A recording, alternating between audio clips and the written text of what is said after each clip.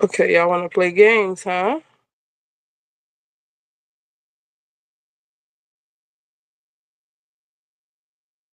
Um, Amazon 1-800 number.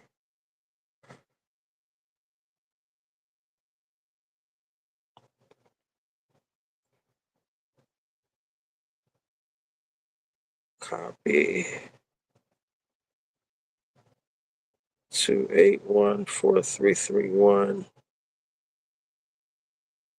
Now they got it like you can't even call anymore.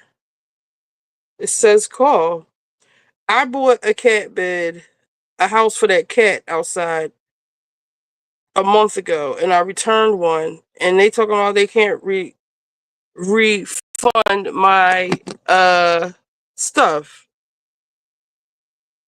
View check status. Check return or refund status. Return received. No, it just said that you couldn't process it. Y'all play so many games. It's been a friggin' month. Let's have it.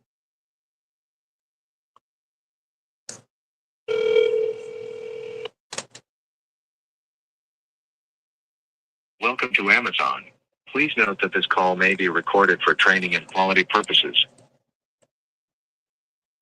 I got a different number. I can text you a link to our customer service homepage, where you can quickly find answers and resolve your issue. No. If you want me to send you the link, say yes, or you can stay on the line. Stay on the line. Let's verify your account, so I can get you help. To confirm I'm speaking with the right person, I'd like to send you a request, which might be sent in a text message, email, or in the Amazon app. Can I send you this request to verify your account? Yes. Let me check. Okay, I've sent you the request, which may be in a text message, email, or in the Amazon app, under your notifications. You only need to respond to one of these. Yes. I'll wait while you approve the message. Can y'all hear? Can I talk Thanks to for it from here? verifying your account. Are you calling about your order that includes your cat house? Yes. Looks like your order from October 9th that includes your cat house was delivered on October 11th. If the order delivery update was all you needed, you can hang up the call now. Otherwise, please tell us your issue with the order. I have not received my I did not refund. receive it, or I want to return it. I didn't receive it. Are you missing the package? Say yes if you are missing the entire package. Say no if Yes. you are missing only one or a few items. Yes. Most customers check with family and neighbors first when packages appear to be missing. I don't have to do that. Have you taken that step yet? Yes. I don't like this. We can't talk to people anymore. For customer support in Spanish, press 9. Otherwise, please hold.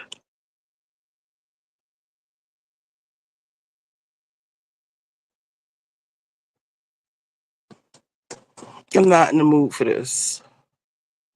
Now, to get you to the right agent, can you please say a few words about what you need help with? The status of my order.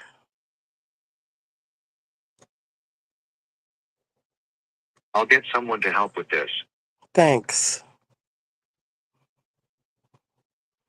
They got it to where you can't call. They want you to chat with somebody in the basement in Myanmar or some shit.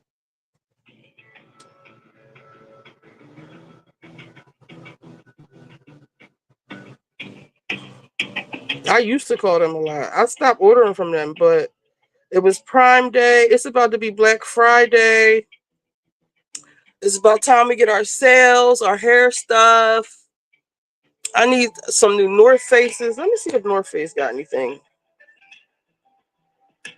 North. You'll be notified. Hold the call. What is this? Ain't nobody tell y'all to put this all on my phone. Look what they put on my phone.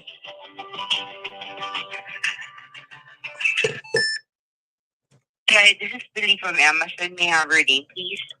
What's your name? Billy. Billy? Hi, Billy. Do you need to Hello. pull up my account? There is an auto pop here on the account. Can you provide me your name?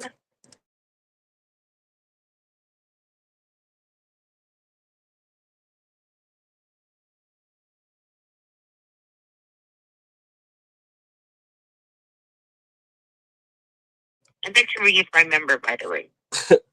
I got a cat house delivered October 9th or 10th, and I returned it shortly thereafter, and it says my return cannot be processed, and I would like to know why. Oh, can you help me with the last four digit of the order number? Let's see. Hold up. The order number, it just says cat house. Hold on. View label return check. No. Let's see.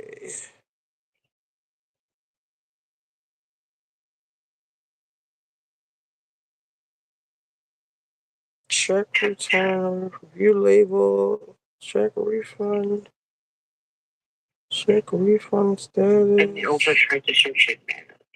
It is not. Cat. Review Is it the rest transaction. easy? Is it the rest easy? Yes. Cat house? Yes, it For is. England? Yes. Your return. How many of? So it was replaced. So Right? we got one delivered during Prime. It was delivered to someone else's house. I didn't get that one. So I had a second one sent. So when I ordered it, I thought it was like a brand name, um, cat house, but it's something from China that will probably set my house on fire. So, and it's not big enough. So I immediately returned it.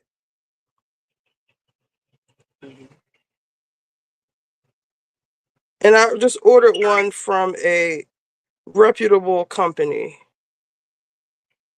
from America.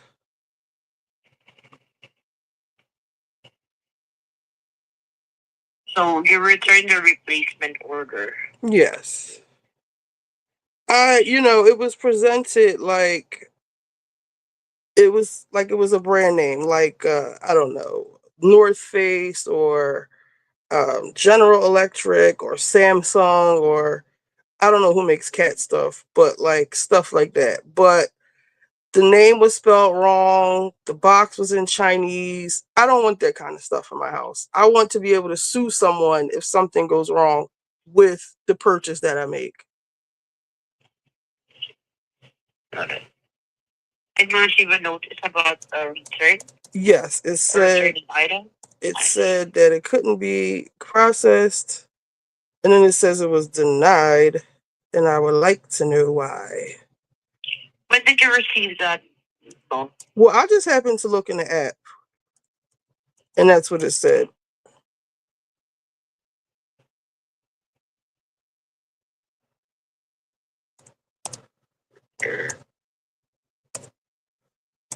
So under the original order, the return is processed. What I see here, return received by Amazon last October 17th. And $50.87 will be refunded. And it will take 2 weeks to complete. 2 weeks? You already had it a month. I forgot about it. I thought you just process it like you used to.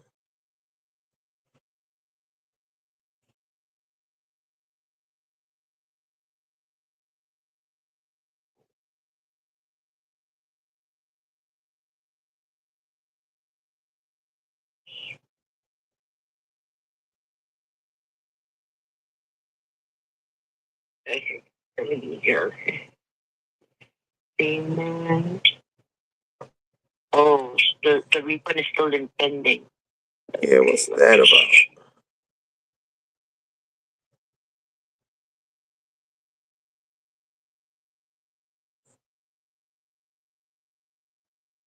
Missing.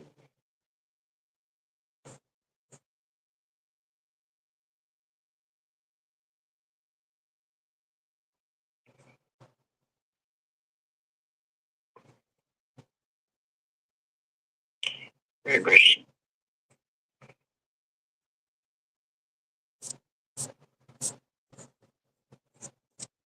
All right. No worries. I'll be processing this refund here for you. And would you like to have it on the Amazon gift card or back to the Amex card? Back to my Amex, please. Okay, sure. So I can get ready for the Black Friday sale. Oh, good. And then Cyber Monday. Oh, when is Cyber Monday? Uh,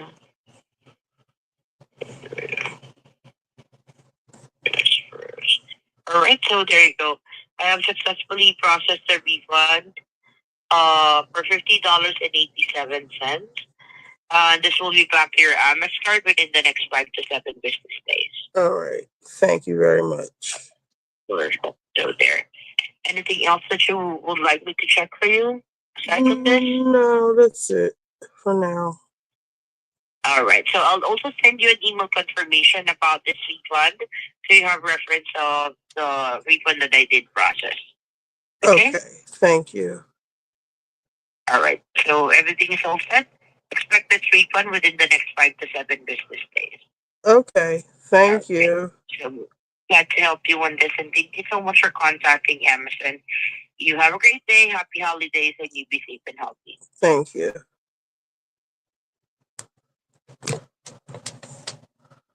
That was painless. They would have held my money. Yes, back to my card. Still pending. Right. They was trying it. So the thing was, let's see. Hold on. It's hard for me to see on the phone. Oh, Armand is live. He's talking about, y'all want to see him talk about Megan and Milagro? These fake American names they be giving. Right, Billy. Your mother did not name you Billy. I hate having to call to any customer service department. Sometimes I live for it, depending on what kind of mood I'm in. This is triggering me. I'll email and use chat before I have to call. No, because when you chat, when you call, when you chat, and when you email, you deal with the people who really don't work for the company. And then when I call, I get names like Billy. If she wouldn't have gave me my money back, the next thing I would have did was went to the Better Business Bureau and put her name and all my business in it, and then somebody from corporate would have called me back. Oh my God. Oh God. This is why I be going on Twitter. Yeah, or you can flame them on Twitter and they'll be like, oh, please get back to us right immediately. And that's another tactic you use. If you're having a problem with a business, get on Twitter. Be like, oh my God, they did and somebody will reach out or DM you, be like, email us your order number and stuff, please. We'll handle it. Please take this off Twitter. Still pending. Yes, from a whole month ago. No, I don't want no Amazon gift card. Thank you. Because what happened was, no, why can't I see? So what happened was they sent me a cat house, but they delivered it somewhere else. Okay. Didn't get it. There is somebody I know, let's call him Pansy, who steals packages, even my fucking packages. And I've known him since a child. He can't help it. How do you smoke crack? Like, that's weed. This is weed. How do you smoke crack? Like this? I guess you gotta have like a pipe. How do you smoke crack? Like a crack. People just be buying stems. So like this? Is this how you smoke crack? So he be smoking crack. So he will steal all your shit, okay? So you have to be right there when your package comes. They left it. Actually, they took a picture of somebody else's door. I don't know if they have it, But when I called the first time, they was like, "Why don't you go check with your neighbors? Why don't y'all deliver the shit where it was supposed to be? How about that?" So I said, "Send me out another one." When it came to the house, I thought the place I was getting it from was like I try to order like brand name stuff and like not something that's going to be heating up in my backyard or like electric, something serious like that. I want it from like a real place, not somewhere in Shanghai, not Shanghai. What is the place called? Guangzhou, China, in case there's any problems. So when I saw the box, it was really small and it just wasn't hey bitches, hey butterfly, it was really small and I just ordered another one, really. But I thought they had gave me my money back, but I just looked at it and I was like, right, I feel you. Yeah, you want a reputable company. Just like when y'all go get these surgeries and stuff, when y'all go out of town, when y'all be staying in these Airbnbs and shit, hell no. I want to stay at the Marriott. I want to stay at the Ritz-Carlton. I want to stay at the wherever, because if something happens, I want maid service. I don't want to have to clean up the Airbnb. I don't want all these fees and shit people be getting with the Airbnbs. I don't want hidden cameras inside the Airbnb. I don't want somebody's nephew in the basement. I don't want to use leftover food that's already left in there. I don't want roaches. I don't want the camera. I don't want somebody telling me who and what I could do. I want to stay at the hotel. Just like that lady whose son got snatched by the alligator. If that was like, if she was on a hotel in Cancun somewhere, she would have got no justice, no peace. They flew her home on a jet, and I'm pretty sure they paid her a pretty penny because we haven't heard anything else from her. They probably gave her a nice settlement and say, here you go. And she was white. When y'all get these surgeries out of the country and y'all just die, there's nobody to sue. There's not even anyone to be held accountable. Like, no, we need that. That's what's built. People could talk shit about America all they want to, but this is what's built into the fabric of the United States. Not no third party, right? Did y'all talk about Carlos interviewing Nene? He interviewed Nene again? No. I still prefer hotels and Airbnbs once you clean right. Like, why not clean up? I do checks and Lysol spray and use wipes at hotels. Me too.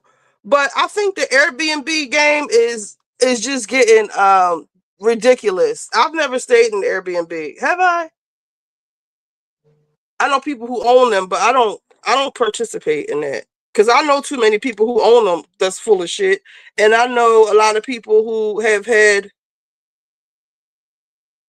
hold up, things got heated. My co-host mentioned Rory Amount, Joe Budden switch up one thing.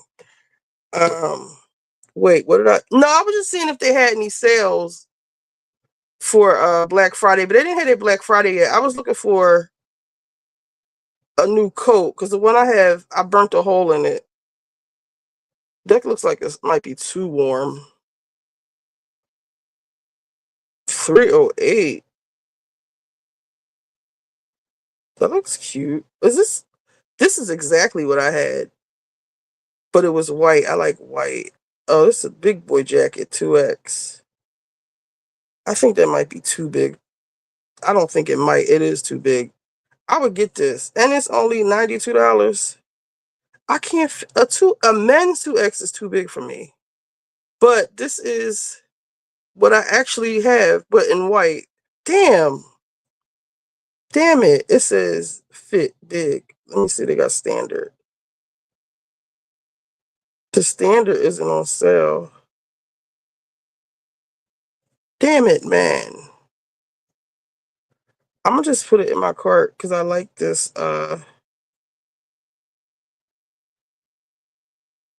that's too shiny.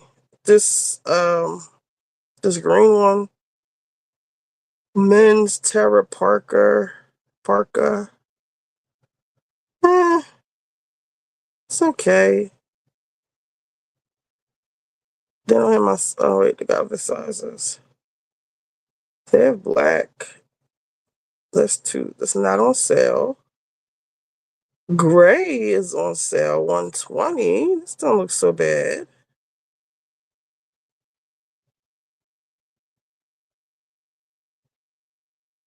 I think I can do this. It looks a little shiny, and I like the quilted looking ones. I think I'll do a men's extra large. Let's see what other color they have. Green, taupe, blue, red. I like gray. Add to cart. Let's see what else they got. More.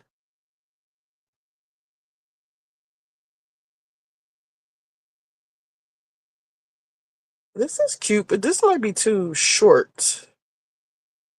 It's no hood either.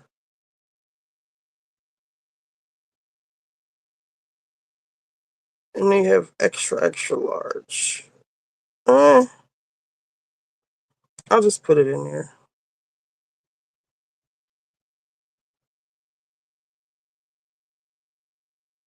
This says no return. No, thank you. What is this? $350. I have a jacket in it. Oh, I forgot about that coat. I need to get that coat. That shit was like $350, and I hate it. Men's tear up. Did we see this already?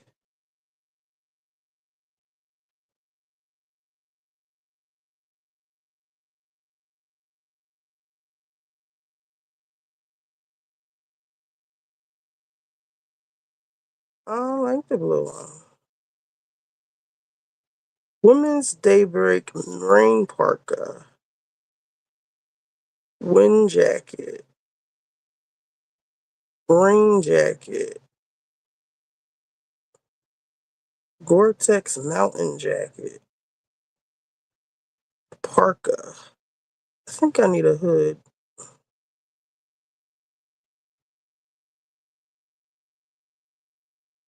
A rain hoodie is kind of cute.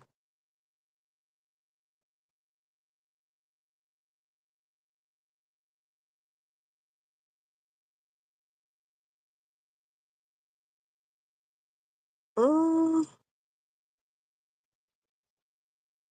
Rain jacket.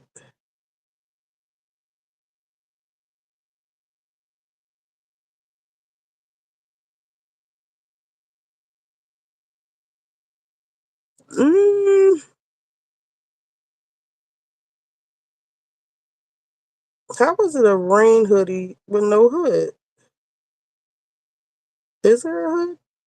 Oh, there's a hood. Y'all like this green shit?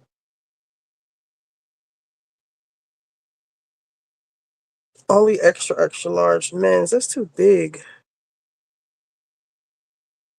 What about this? Gore-Tex mountain jacket. It's kind of a bit, it's probably really warm. I like this black and white though.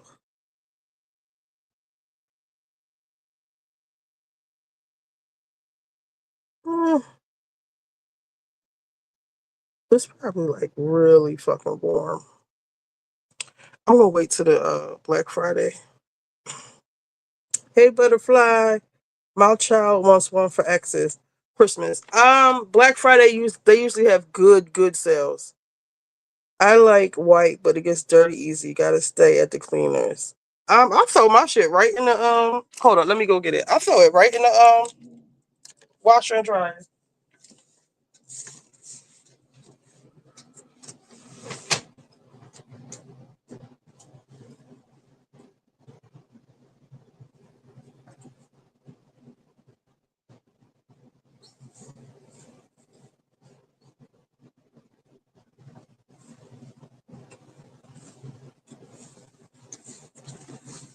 It's all the way downstairs. I'll get it later. I have a white one already, but I want another one. I burnt the whole.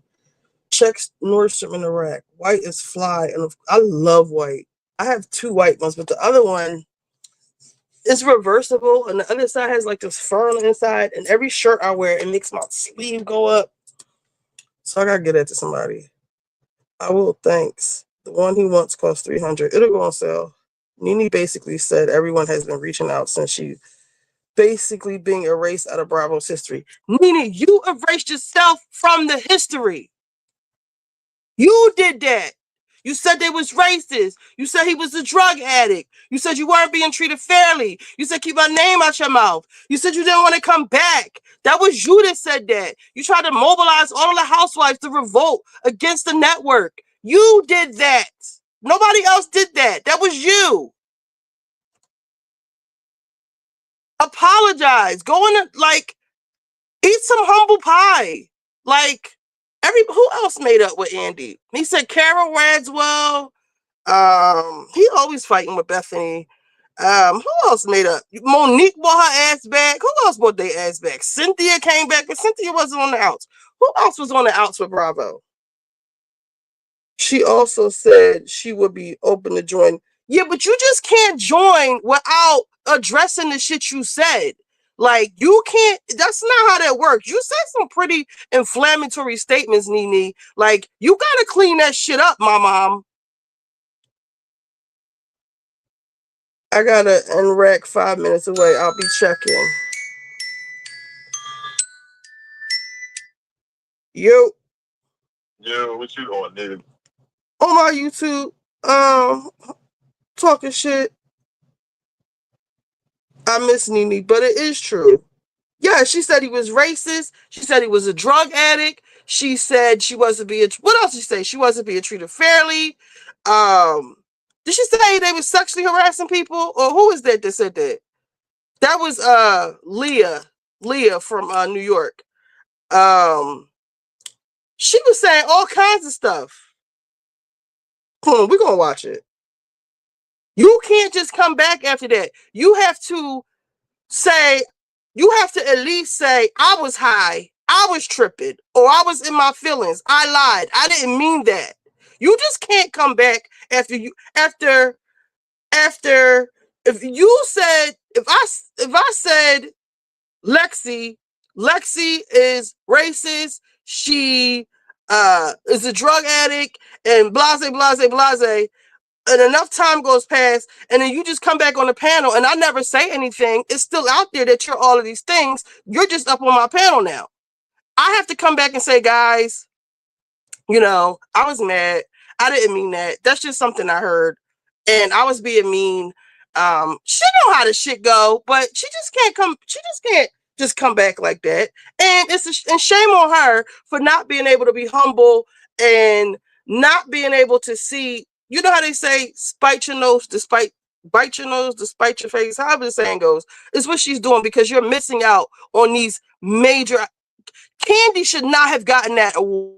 That was Nene's award to have, but you're not backing on the books, Nene. That's your fault.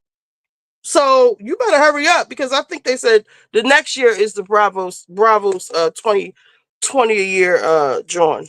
Hello. What about Cash App? I want a Cash App.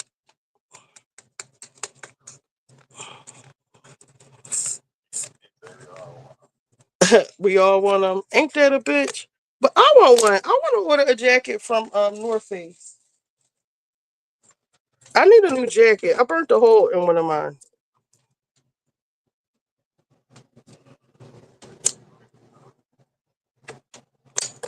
Hello? I need a new North Face jacket.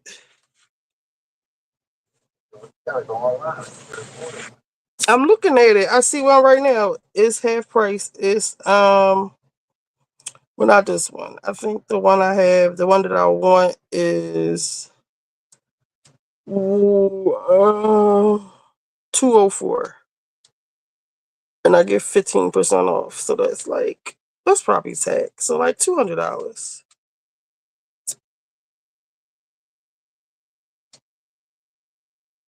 I'm gonna call you back. And how long you gonna be down here for? All right, I'll call you back in like an hour. Yeah, come up off the motherfucking Cash Apps, bitch. I want a new jacket.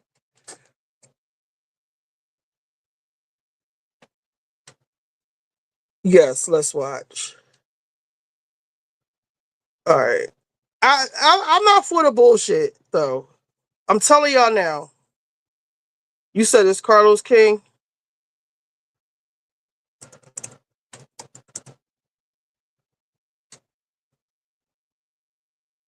Where did Cash at? No, that was somebody else that's trying to get in my orbit. But, you know, niggas is so funny because it's really true. Like, niggas don't want you until, like, other niggas want you. So everybody think I'm running around here with modes, zipping it and zooming it or whatever. And I don't mess with him. Like, we're not, like, sexually active or anything like that. And we're not, like, romantically involved. Like, I would say I'm more of a companion, if anything else. But everybody thinks that we are. So, like, now all of a sudden, my line is popping. But y'all see how the fuck Mo is giving it up. What makes you think that you're not going to give it up? Baby father included.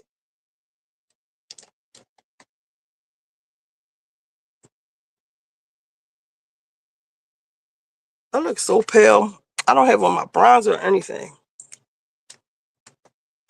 Shit. Hello, butterfly, yo.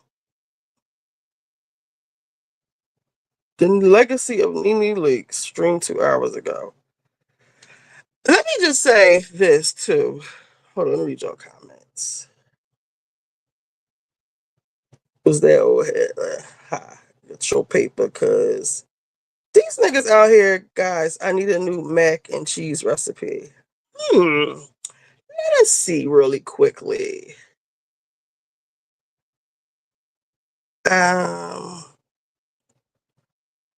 Mac. I like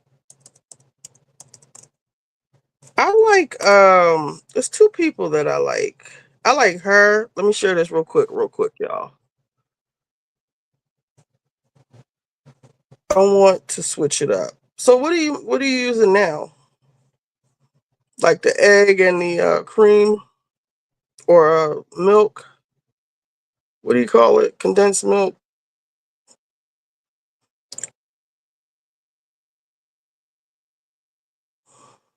I like her. 5 cheese, no roux, no egg, mac and cheese. We added chicken bouillon in our water. Salt. Pour it in the boiling water, mix it immediately. Do not add oil. Put the oil down. Put the oil down. We have 5 different cheeses. That bag stuff has that starch on it, and think of something macaroni and cheese, it makes it a little bit dry. Added some butter, some garlic paste, onion powder, and some roller powder, and some smoked paprika. That's about 2 cups, or a cup and a half to 2 cups of heavy cream. Cut the heat, add in your Gruyere cheese, then add about 1/3 of your mixed cheese. And mix in your cheeses. Now add in half your cheese sauce, but adjust as needed. Now add in another 1/3 of your cheese. Save the rest for the top. I ain't getting 4 kids for no reason. Everything in this is fully cooked. Bake until the cheese turns brown on top, and that's it. At 425 for at least 5-10 minutes. Now, what they say, what you eat don't make me. Y'all act like we all. It's her. She didn't use. I think she used heavy cream. I use that too. I like him too. The egg and macaroni and cheese slander is out of control. My baked macaroni and cheese is a hit. Let me show you how to get down. So if you're juggling around trying to figure out what cheeses to make, I'm using smoked Gouda, some cheddar cheese, some Colby Jack. Get that all shredded up, and I'm actually shredding half and cubing the other half. Put that to the side and salt some water that's boiling. Add your elbow macaroni. Don't add no oil. Just stir it around. Next, we're going to add 1 egg, 2 cups of evaporated milk, and 1 cup of whole milk. Season it up and go ahead and give it a good whisk. Cook your elbow macaroni until just short of al dente. Strain it and get it into a bowl with some butter, some sour cream, and a good handful of your shredded cheese. Go ahead and give that a really good mix and add that custard. Once you add it, should be good and creamy like this. This is when I like to add a little bit of salt, pepper, smoked paprika, ground mustard. Get that into a baking dish, fill it up half the way. Put some mozzarella cheese in the middle. Put the other half in and then finish it off with that rest of that shredded cheese. Bake this in the oven 20 minutes covered, 20 minutes not. If your mac ain't got no crust at the top, put it back in. This mac was... Welcome to episode 4 of my Thanksgiving dinner series. Today we're making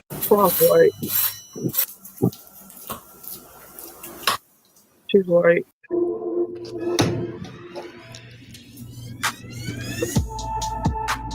It's Mac like and AB cheese. in the kitchen.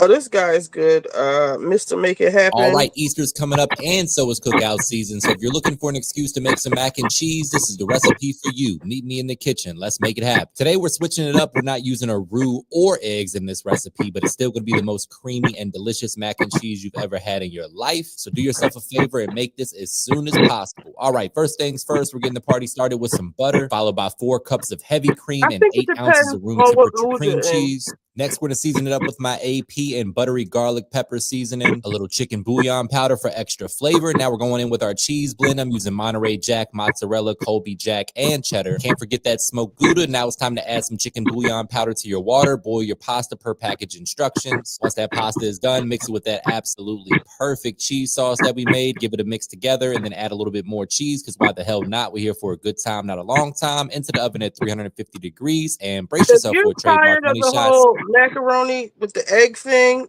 try like a cheese sauce. This looks good. There's a guy named Cooking with AB.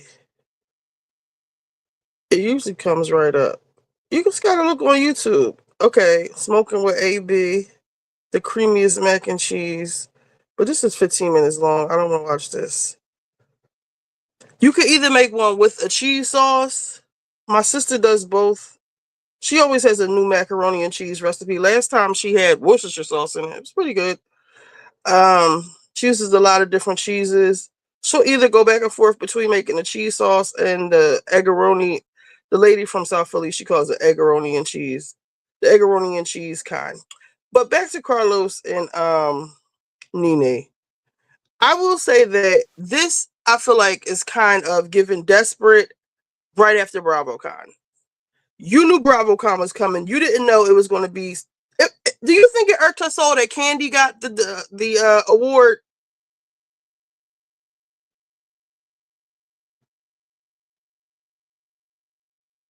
I think it's doing that. Patreon. Nobody getting your Patreon. You work hard, but your time just keeps running out. She was And here's irked. the truth. You weren't created to trade your time for money.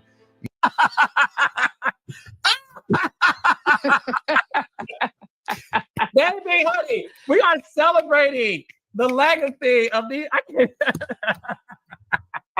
Girl, listen. Baby, you look Okay. good, bitch. Well, you know, I got to keep it together. What else can I do? I can only fall apart for like 2 days and I have to pull it all the way back together. You're not falling apart, are you? Absolutely not. But what I mean is, I have no room to not, have it together. I only can have it together. So I can only have a couple of days where I'm just looking a mess. But for the most part, Carlos, I have to be that bitch. and you will forever be that bitch. You are that bitch. And listen, thank you so much for surprising me with this, Nene, because listen, the I'm not, you know me, I'm a Libra, I'm a little softy, and you're my Sagittarius sister. So yeah. you know, are we air? Is that an air sign? Where? Who? Oh, you mean Sagittarius? Sagittarius? Aren't we water signs? I don't Honey, know. I don't know what we are. But I know one thing, if you try us, we are the stop sign. How about that? Get into that. Clap, clap, clap. Black, black, black. Yes, yes, yes. So look, I'm gonna tell you all my business. Okay, let me hear. I love you. My fear is the erasure of Nene Leak's legacy. This is what I've been feeling over the past couple of days. I have been emotional. I was gonna call you, and then I'm like, I don't even know what to say to this woman, to talk to her, because this is all just based on my spirit. And I'm not gonna cry right now, but for me, God. I got emotional seeing, the girls being celebrated, and it's well deserved. It's well deserved, and we love all the girls. But for me, I thought about you heavily, and I just want to know how you are doing. And when you were seeing things that happened over the weekend and pictures and photos, like, BravoCon, all that stuff. How are you? And what were you, and how did you feel? I'm doing good, by the way. And for those who know me, well, know that I don't watch TV. Right. I do watch social media, however, and I click on everything that's sent to me. You know what I'm saying? So I follow Bravo TV. Follow Bravo Watch What Happens Live. I follow all those other blog sites like the Bravo Shade Room and the Real Housewives and just everybody, just all the bloggers. So I saw a lot of stuff. Also, people were DMing me. People who were there who know me personally were texting me and that kind of stuff. So I understand how you feel because a lot of people were texting me and felt the same way that you felt. I personally think it's impossible to erase something, this kind of legacy. It's impossible. I mean, we can pretend like I wasn't there day one, but I was the one and the only one. Okay. I was day one. And so were you. Yeah. So I was day one. And listen, I'm not saying that the other girls don't deserve to be applauded. They do. Everybody put work in, but it is what it is. I was day one, and that's just what it is. Yeah. And Go ahead. so they were celebrating a lot of people who came after me, and but that's okay. Andy revealed that you and him have been texting. He was asked about you. Say obviously whatever you feel comfortable saying, but you two have been texting, according to him. If so, do you want to share what y'all been texting about, or how you guys came to that? Well, we haven't texted about my return or me doing anything. Most of you guys know that my son was sick, and so he was texting me about my son being sick. Okay. Yeah. Which was a very nice gesture and a very nice text message. But yeah. We've texted before that though. We actually text months before that. So, listen, I mean, everybody ask me about, Andy and I. I'm not holding any grudges over here. I'm also not that kind of person, though. I'm not saying that you can do anything to me and I can forgive you, but I'm definitely the kind of person who doesn't hold grudges forever. To me, that takes a lot. Well, she's still standing on what she saying. Is what I just got. Like he did something to her. When it's just like this current administration, even if that is the way that you feel, you want back on his program, so you got to play his game. It's not your game. You may have built the network, may have been the most iconic, you may be all of the things, but that's his show. Okay, you have to play by his rules. It doesn't go like how you think it is, and this is where I'm saying, like, with her, it's not clicking still to her in her head yet. She thinks this means something. You have been completely put to the side, and Candy is reigning supreme as the queen of Bravo, which is bullshit to me. Complete. Oh, y'all said we gotta get to Candy next. Of energy. I'm just not into it. Everybody moves on when they feel they need to move on. So I feel like I've healed from the situation. So I'm in a good place. Yeah. And I don't know, personally, you are in a good place. Are you in a good place to where you want to return to the Real Housewives of Atlanta at some point? I don't know what that would look like with Nene Leakes returning to the Real Housewives. I don't know what. And the ratings will go up, baby. I just know this. I know that I have a story. I don't think that the fans have really seen or heard from me since a lot of things have happened in my life. So I definitely have a story, and I have always had a story every single season that I was on. Yeah, no, I was telling the audience, Nene, that, look, I said to the world on my Patreon, I'll say it to you to your face. When it comes to you, I always tell people, unless you know what it's like to be a Black woman in her 30s Yeah. on this show that thought she was going to be an actress. I don't like that Carlos participates in the delusions of grandeur with certain people. Like, he will let Mia think she is the Queen of Potomac. He will gas you and let you, like, no. And then this reality show came about.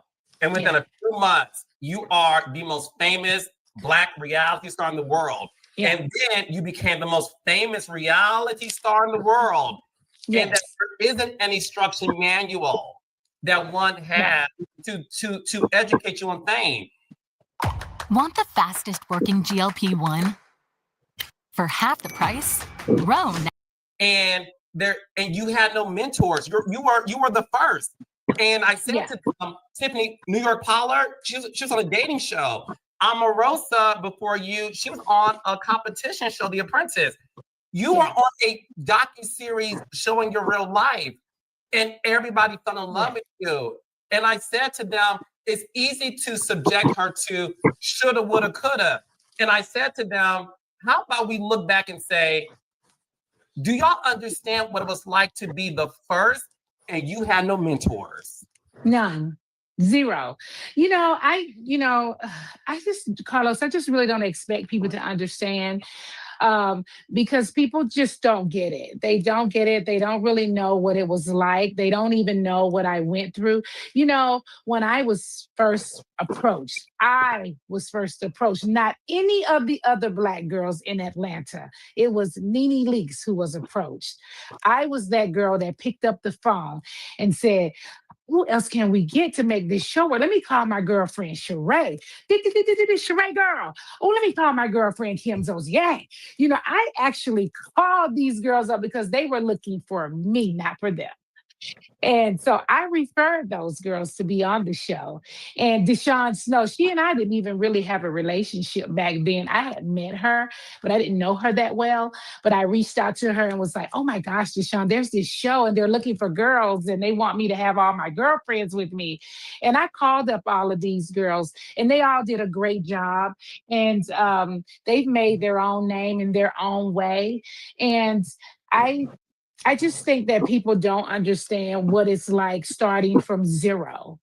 I started at zero. I shot the pilot. I didn't shoot the pilot with Lisa Wu. She was a first season housewife, but I didn't shoot the pilot with her. They introduced her to me. I did shoot the pilot with Sheree and Kim, but didn't shoot it with Deshawn. There was other girls. And I waited. They shot the show. I did all of those things. I just had a friend to reach out to me and was feeling like you felt and felt like, Nene, you have more means than anybody. I said, I have more means than any housewife standing in the BravoCon's building. And if you got somebody else that has more means than me, let me know, correct me, but I don't think so. I don't expect them to give me any credit for anything. I just don't. I don't expect a lot. I don't. But we all know what it is. And I think that the viewers who are watching over the weekend, I think they get it and they understand what it is as well. But again, I'm in a good place. You are.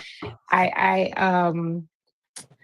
don't know if I would ever return. I don't even know if that opportunity would ever present itself again to me. And that's okay too.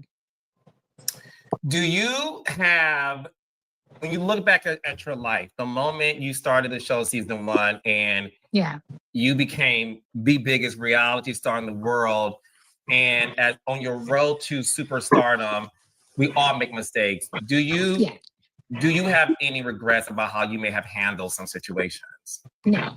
I don't. I don't have any regrets about anything that happened on the show. One is because everything happens for a reason and things mold you and shape you into the person that you are. And I've learned from a lot of the things that I've done or happened to me over those years, right? I'm not the only one that had a lot of tumbles and falls while being on the show. There's quite a few girls, okay? And some have been way worse than mine. When I was on the show, I gave the blood out of my vein. I had a storyline every single season, and I did not have a fake story. It was my real story that I told every single season.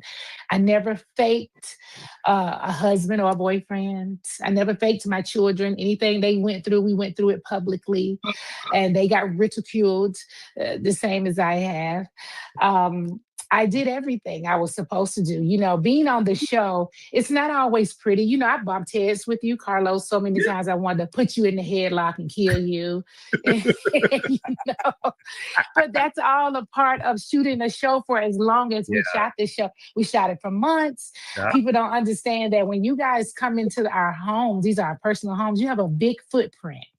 You guys step in the door, you have several producers with you, lots of cameras, catering. It's a lot of stuff that's happening in our home. We actually create an area inside of our homes where you guys, like, y'all use this bathroom, y'all drop all y'all stuff.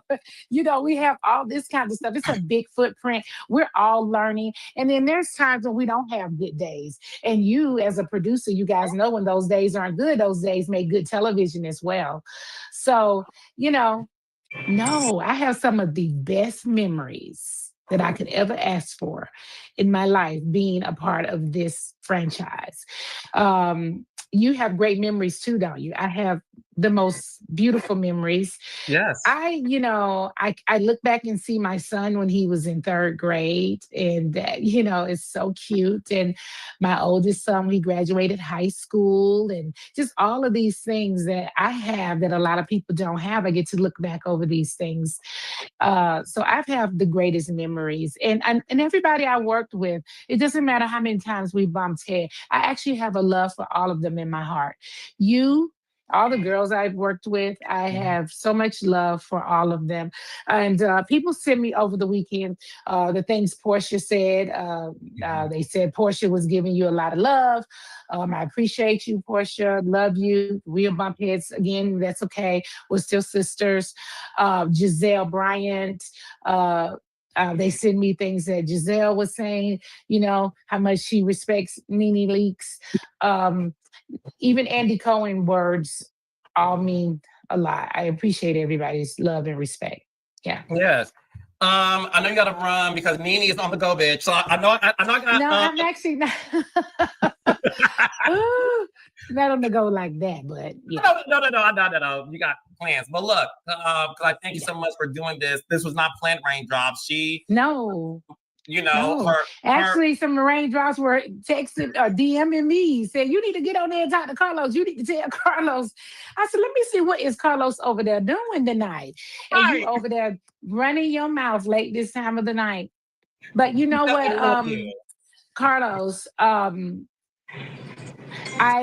just want to say that I understand how you felt because so many people felt that way. So many people were. I had one person that's a stylist was styling some of the other housewives and text me while they were there and said, Nene, I just want you to know that you are an icon and you are legendary and don't you ever forget it. I will never let anybody take from me what I know it is. I know what this is and I know what I did. So it's okay. It really is okay. No, I know. And that's the reason why I wanted people to know, like, look, what we're watching is a woman who has healed. I told people the last argument you and I had on your wedding day, but Nene, this is what I said. I said I could have easily walked away and said Nene's difficult. She didn't give me the money shot. Yeah. Like it would have how easy narratives could be because me and you had an exchange, and it took my friend Joy. You know Joy. Yes. It took Joy to say, "You are being selfish, Carlos King." This woman is getting married for the 2nd time to her husband. She is about to walk down the aisle. This is a spinoff. The pressure of a spinoff, the pressure of getting married for the 2nd time to her husband. She has 400 people waiting for her. How dare you make this about you?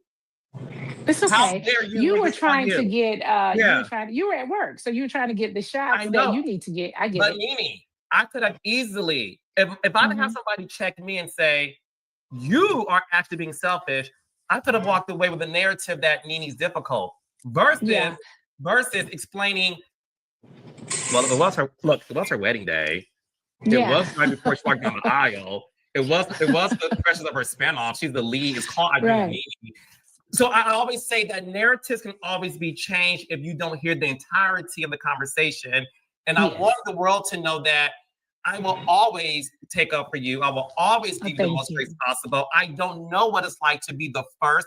I don't know what it's like to not have mentors who can Yeah. say, come here, Chris Jenner, Kim had Chris, her mom. Yeah. Beyonce had her dad. Yeah. Nene had nobody, guys. I did it. She was figuring things out. She got these basketball wives, loving hip hop girls saying, Nene, teach us. She's like, bitch, I don't know what to do.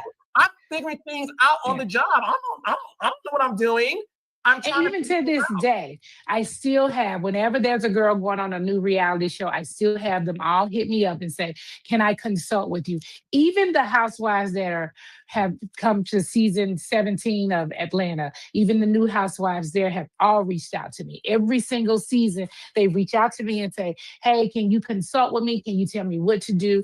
I do not consult with anybody. One thing I say to them, and I don't say much, I say, Carlos. that's the best thing you could do.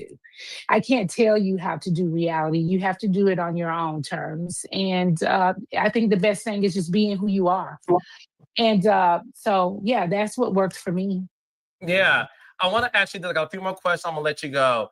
They announced that they're going to do a 20-year celebration of a show called The Real Housewives Ultimate Road Trip, where they're going to get some of the favorites of the Housewives franchise to go on the road and visit all these cities that the franchise was a part of. They're going to start in Orange County and end on the East Coast. Obviously, I remember when you and Kim were, y'all had a road trip show greenlit. And it made me think of you. Everybody keeps asking, Carlos, do you think Nene would do it? I just want to ask you this. If you were given the opportunity to do the ultimate road trip with other iconic housewives, would you do it? Yeah, it's a possibility. I mean, I wasn't against it. I mean, I was against it at some point when Kim and I were going to do it together, but I was open to the idea. And I continue to be open to ideas. I'm okay. What the fans have to know is that it's not like I've been offered all of these opportunities and I'm just turning opportunities down. That's not the case. That's just not the case. Yeah. But if the opportunity presents itself, I definitely will look very closely at it. And yeah, I'm happy to do it. Okay. If it checks all the right boxes, why not? Two more questions. If you could create your own all-star Real Housewives of Atlanta show, past and present, Housewives of Atlanta only, which girls would Nene want to be a part of it for, a special, if one was given? Who would you choose? If we're talking about Atlanta, I think that when the viewers are watching the show, they always somehow want to see me and Kim. So it's kind of impossible to not put Kim a part of it because I think people just even love seeing me and Kim fight. They don't really care how they see Kim and I, just as long as they see us, So even us fighting, we've had some of the most iconic fights. So I think it has to start with Kim and I. Let me think. Now, how many of these girls I have to pick? You can pick as many as you want to. The comfortable number would be up to 8 to make sense. Okay, so we have to have Kenya Moore. Kenya Moore is iconic in her own way, and I'm happy. I would love to have her. Phaedra Parks, Portia Williams.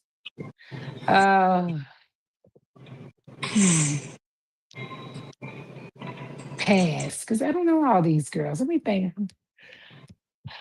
I don't know. Is that it? Would that be it for you? That's 5. I would put Sheree in. I think Sheree will be a good fight.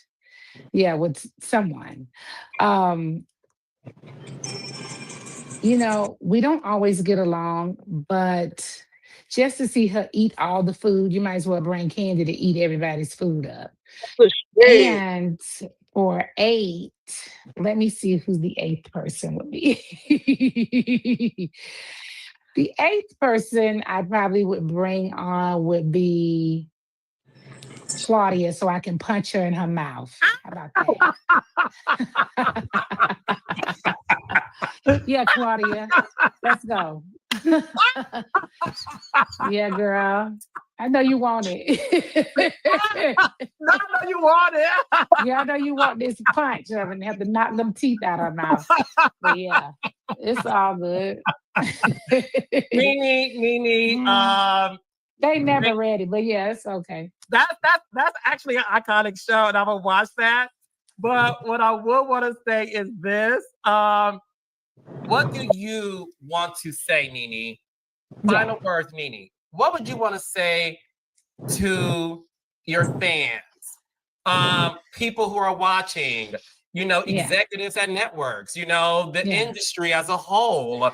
What would you like to say to all of these people in terms of like where you are in your life right now?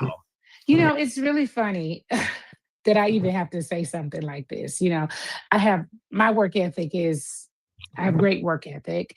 I'm on set, I do whatever I'm supposed to do. I always have this famous line of saying, I show up on set, do whatever y'all say. I don't want anything to give me some water and a check. You know, that's all I ask for. But, you know, to all of the executives, oh my gosh, I love so many of them. And sometimes I sit back and think, I can't even believe we're not family because I love them so much. Like Lauren Esselin, like I loved her like she was my sister. Love Lauren. Love Lauren. I loved her and missed her, and all of so many of the executives, honestly, that Lorraine, just all of these girls, I just love them all so much. So it doesn't matter. One thing they can know that I've grown. These are eating a little piece. Do you see the glitter on the side? I love a good classy black frame. I've just moved forward in so many different ways in my life. I miss them all. I'm not holding any grudges. And so, yeah. And to the fans who are watching or that's always speaking out, I love you. And thank you so much for supporting me always. Thank you, Carlos. So, yeah, I mean, I don't have anything to say other than I love you all. And you know, I wish and hope that we could move past whatever is holding us back. I'm not sure what that is because it's obviously on the other side. It's not on this side because I have been very vocal in saying that I'm happy to move forward. I want to move forward. Anything that has happened, we should just bury it and move on. I'm not the person that's keeping us from moving forward. I think that's what people should know because a lot of people are constantly saying, why don't you do this? Why don't you do that? It's not me that's doing it. I'm happy to move on. Yeah. In fact, it would just be great for all of us to move on.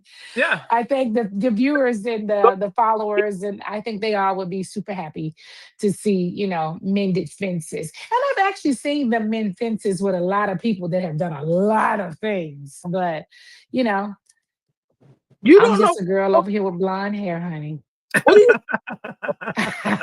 I don't know what's going on. I don't know what's going on. But all of them know me, you know, personally. They all have, you know, they know who I am. So I'm okay. Yeah. I miss all of you guys, though. I miss you guys. I really do. I miss you. Listen, you're my sister for life. I love you. I will always use my platform to raise you up.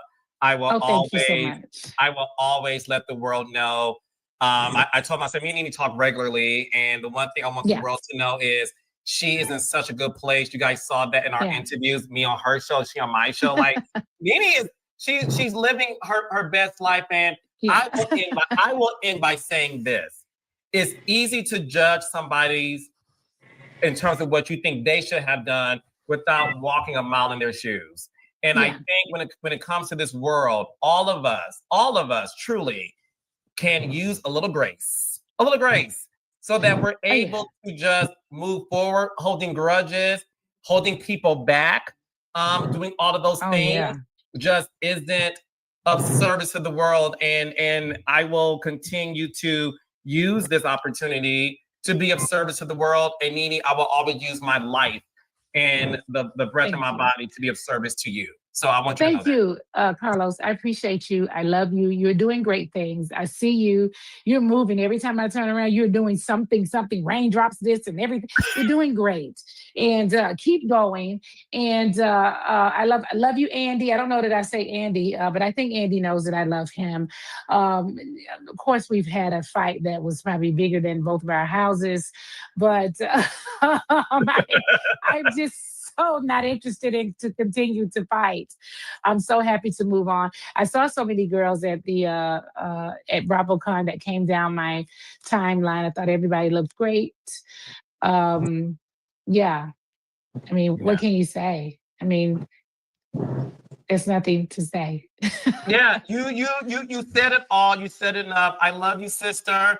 Thank you for hopping on. Enjoy the rest of your evening, bitch. And listen, guys, follow Nene Leakes on social media platforms. And don't forget, book Nene at gmail.com. That is my famous email, honey. And I am so serious about it. And I'm doing interviews all week. I have so many people that are hitting me up by interview.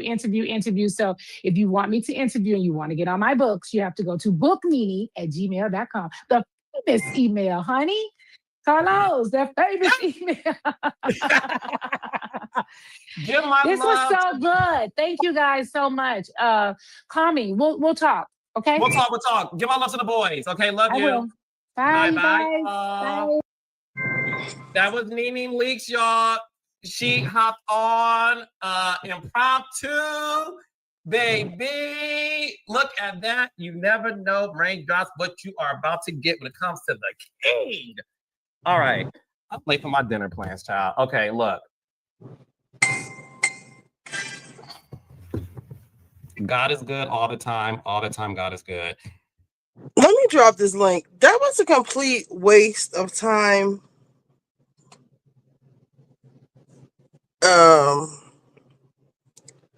Nene, you just can't come back without fixing what you said. I don't know what the purpose of that was. I don't know if Carlos put that together. Like, is he trying to start some shit? I don't know. But, she, in the beginning of it, let me rewind it. She said, what stuck out to me. Fall apart for like 2 days and I have to pull it all the way back together. You're not falling apart, are you?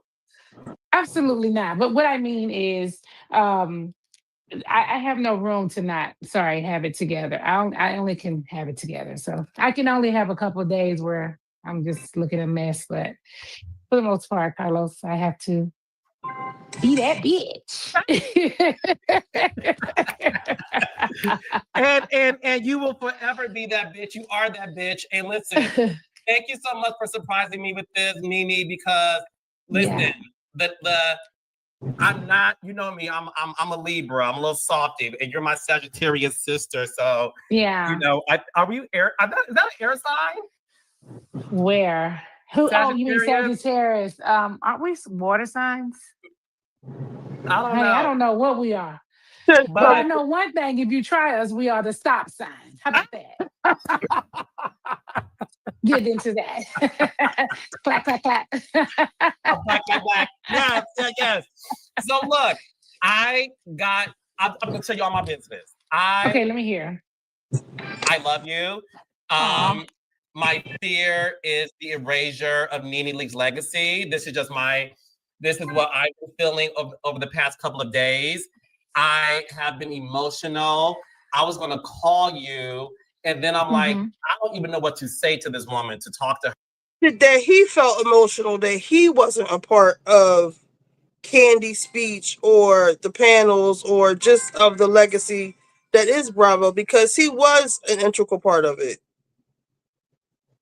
Her, because this is all just based on my spirit. If I'm paying attention, he in the beginning said she has to go.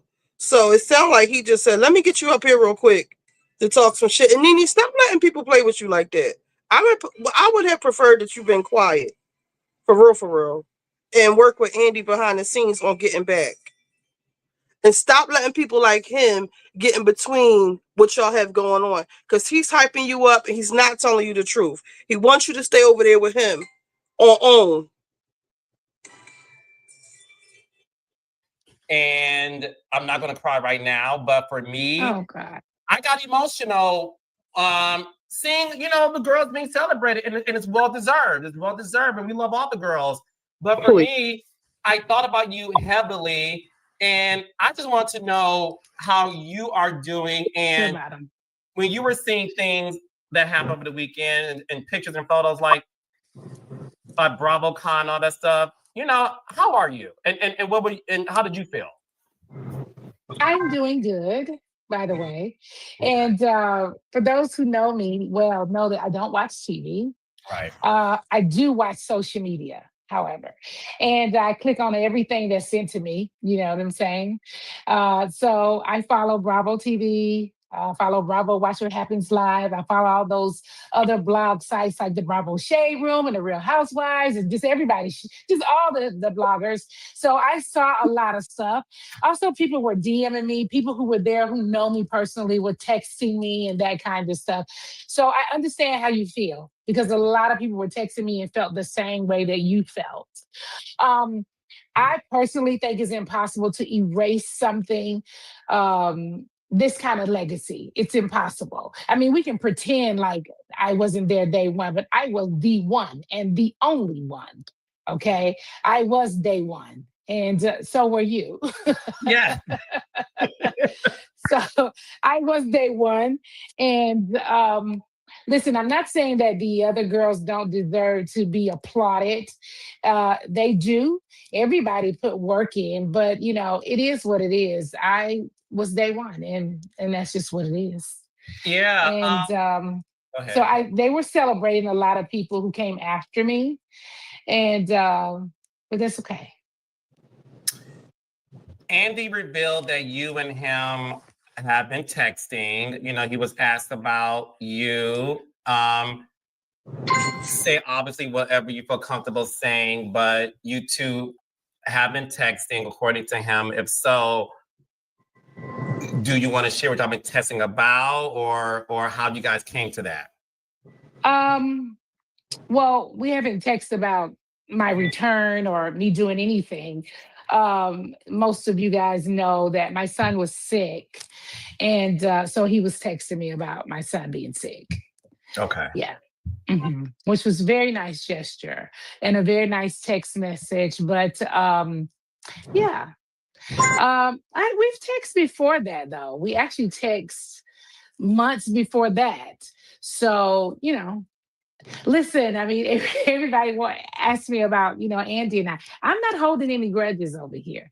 I'm also not that kind of person, though.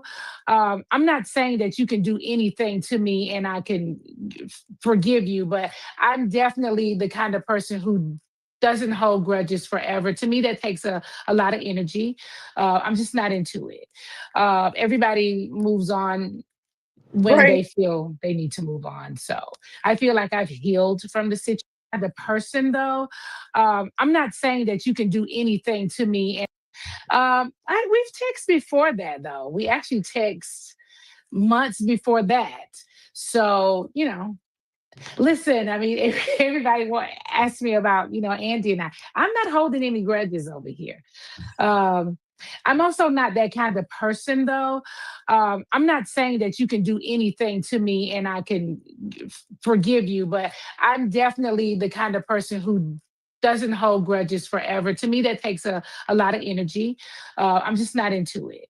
Everybody moves on when they feel they need to move on. So I feel like I've healed from the situation. So she's talking like she was wrong. I mean, she feels that she was, I guess. In a way, I guess in her mind. Hold on. Sorry.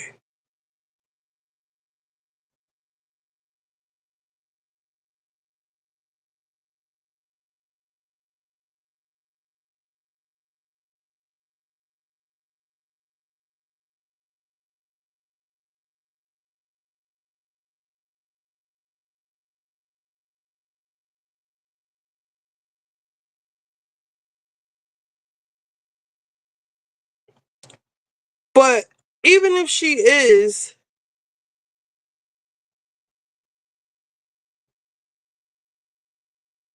hold on.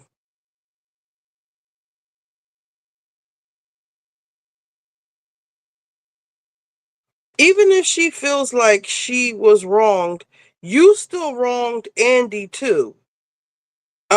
Just because you're hurt doesn't give you the right to hurt other people, miss. So, you still have some apologizing to do, Miss Nene.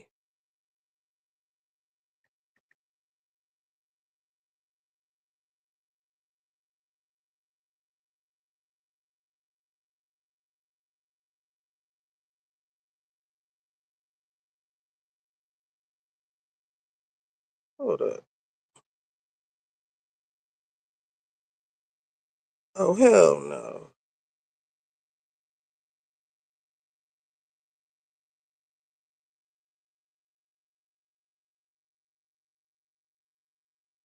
Okay.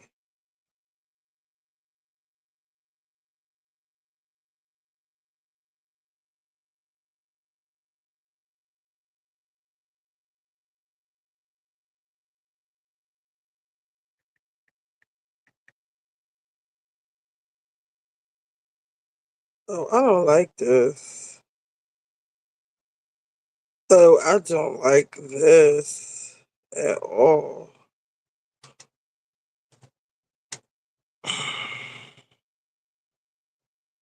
They so fast to take your money, but they won't let you withdraw it out. I just want $200. I want to withdraw it. They like, you need to tie in your bank account. I don't want to tie in my bank account. I want y'all to give me the money the same way I gave it to y'all on Apple Pay. Let me see. I only like putting my Cash App on stuff. What's this account number? Hold on. How you get the routing number and stuff for a Cash App?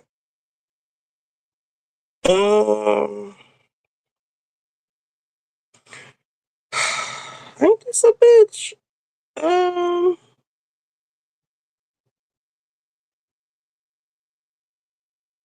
How do you find the routing number and stuff to this?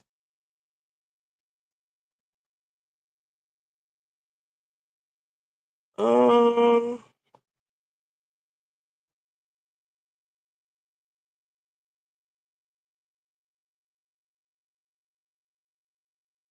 Somebody else showed me their Cash App, and they had all of these features, and I don't see any of that on mine. Direct deposit, get a bank or wire transfer. That's what I want. Okay, this is my routing number. All right, so how do I set this up? They don't want to give me my money? Hey, DGF! Are you on Twitch? Thank you.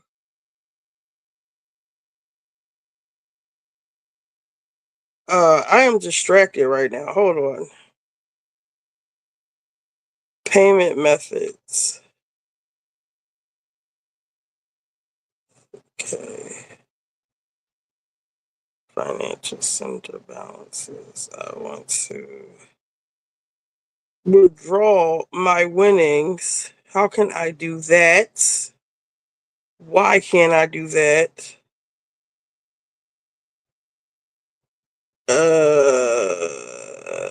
Oh, they make it so hard to take your money out. Ain't that a bitch? I want to withdraw. Thank you. Add withdrawal method. Wire transfer. 1 to 2 days, 24 hours debit card. Why can't I do that? Some methods require deposit before they can be used for withdrawal. What does that mean? Online banking is the fastest recommended. No, I want to do, why can't I use my debit card? The online transfer withdrawal.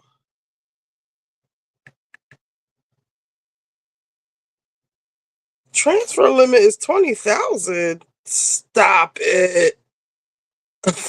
Yo, give me my money. Online banking. Okay, let's see.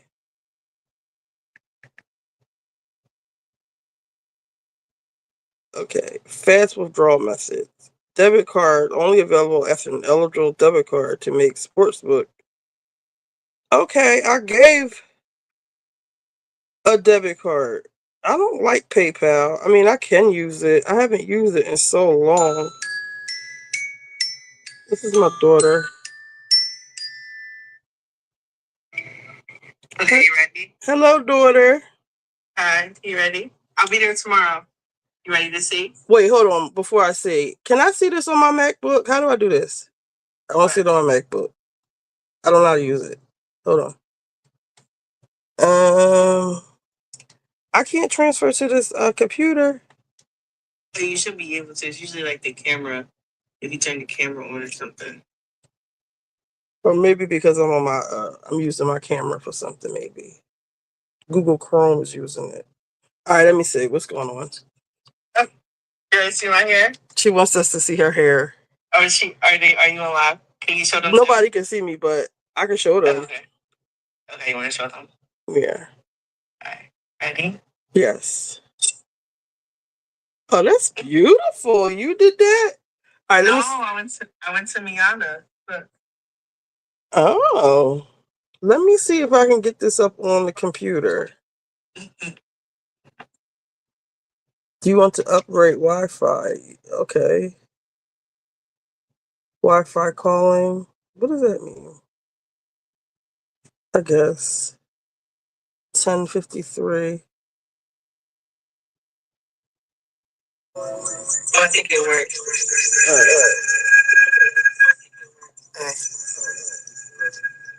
Now I have to. Now I can't hear you. I want y'all to see my daughter's hair. Can you hear me? You can hear me? Okay, hold on. Let me see if I can share this. Hold on. Share. Share screen. I want to share this. All right, can y'all see?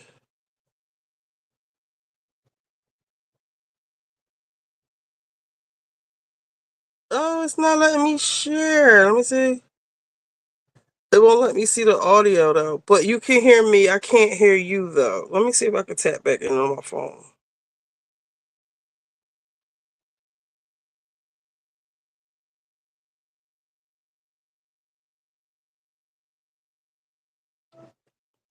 We can add it, right? Yeah. All right, now let me see. It sounds a little crazy. Bear with me. You have it paused? Do you have it paused or I have it paused? You have it paused. Oh wait, no, I had it paused. All right, see if you can unpause it. Y'all see her? I don't see her. They see me? No. All right, let me hang this one up. Okay, y'all can. All right, they can see you now. I just can't hear you. Do y'all see her? They see you. That's so pretty. Thank you. You dyed your hair? Yeah, only the top. You see it? Yeah. So let me try to turn this down. Wait, you want to say hi to my mom? Who's it? It's my roommate. Oh, hey, Rumi. She looks like Portia. Show her audience what she's about to do with her hair. So she does wigs and stuff. She did this wig on herself. Oh, look at this right now. But she's about to do that brown on herself. Look at the baddies. They said it's fire. They said you're beautiful. Oh, they said you're beautiful. Both of y'all. Thank you. Well, I'll be there tomorrow for dinner. So you said Miana did it? Yeah, she did. She did a good job, right? Yeah. Did your dad help you? No. No? No. I know that's his friend or whatever. Yeah, no. I go to her all the time. We don't ever. They said your curls are popping. You're so beautiful. Yes, they said your roommate looks like Portia. Fly girls. Where is she? She's in her room. She's about to go to bed. She doesn't even look like she needs anything done to her hair. They said she just wants to dye it brown. She does her own hair, so she knows how to do dye and stuff. They said, is it honey blonde? This is like a cinnamon brown, and then some of it is honey blonde. Okay. Yeah. They said, I love the color on you. Thank you guys. I wanted something different. So. But that's a good color for you, and it looks nice. And I hope you tie it up and keep it. I am. She told me what to do, how to do it, what to get. Keep it moisturized underneath your your wig or sewing or whatever it is. This is sewing. This is my hair at the top. Okay. They said it's very flattering on your complexion. Thank you. That's so sweet. Yes, you have to come on tomorrow. Okay, I'll be there tomorrow. Around. I got a meeting at 6. I'll be there around 7.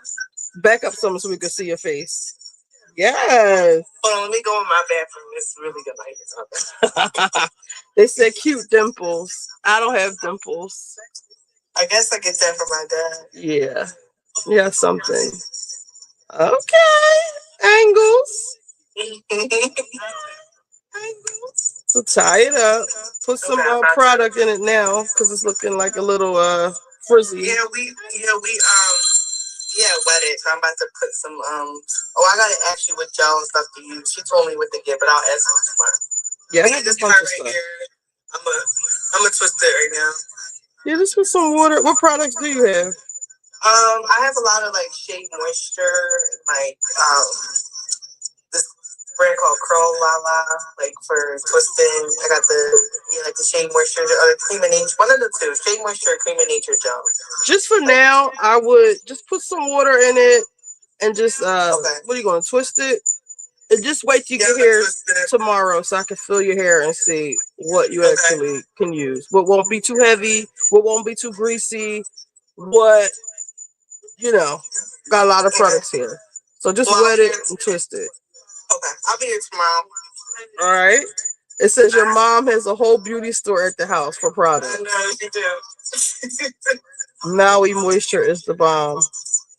You'll have to get new makeup to complement your hair. Cute dimples. Okay, lighting. No, you don't. Y'all don't be having her doing too much, okay? All right, I'll see you tomorrow. I'll see you tomorrow. Bye. All right, bye-bye.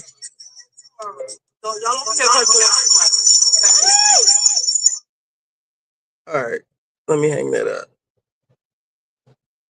I think it's hung up. All right. Ciao. That's my child. She's adorable. Thank you. My one and only. So what were y'all saying about Candy and Todd? And let me see my starred I said Todd don't care. Lisa not married. Speaking of Todd, did you see that T is brewing about Candy and Todd? Okay, let's see. They have Curl Smith at Marshall's and TJ Maxx. I've been experimenting with it. Okay. Nene. I wish you could see this, Nene. Maybe I'll clip it up. But in order for you to get on board for the 20th, you need to be there for the 20th year celebration, okay? And I understand that you may feel wrong, and you very well may have been wronged, but you also did some wrong as well. You called him a drug addict. You said he was racist. You said all kinds of shit. And you're going to have to take it back to make nice. You are iconic. Candy should have not nowhere near ever gotten that award. We all know that. But she is queen and she is reigning supreme. And until you come back and get your rightful place as the queen of the throne. And being a queen, you have to know how to read a room. You have to know how to handle yourself, when to hold your tongue. You have to not let court jesters like Carlos King play you. I would prefer that you did not do that little, whatever you call that, telling these same stories and what used to be. There is a new regime. There is a new world order. Housewives is not how it used to be. People are making their own narratives. You see what Kiana Nutass did on Potomac? She, there's a hierarchy. And that thing that Stacey had going on with Chris Samuels, when Monique came in, Giselle was supposed to drop that bomb like she dropped it before with when they were at the table. Let's see what was happening. Stacey was like, "Oh, Giselle, why don't you tell us about your boyfriend?" And I was like, "Abort, Stacey, abort," because I know they got this in the tuck, and you're not equipped to go against Giselle and Ashley. Quiet as it's kept. You think you are, but you're not. But anyway, so they was like, "Oh, Stacey talking about boyfriends or NFL." But it was up. That's how they dropped that on you. Kiana is trying to be so fast and so she irritates my soul. Like, she jumped the gun so fast, and it was so awkward the way she even just bought in that Stacey was dating Chris. And you dropped Chris, you're 300 pounds lighter, you really shouldn't even care. But the way Kiana, I want you to be mean to Kiana, seriously. And I want you and Giselle to be mean to Kiana together. And I want everybody to get Kiana up out of here because she's annoying, and so is her friend Anal. But Angel, Freudian slip, I digress. You have to carry yourself as the queen. Look at the queen's welcome, a hero's welcome that Karen got.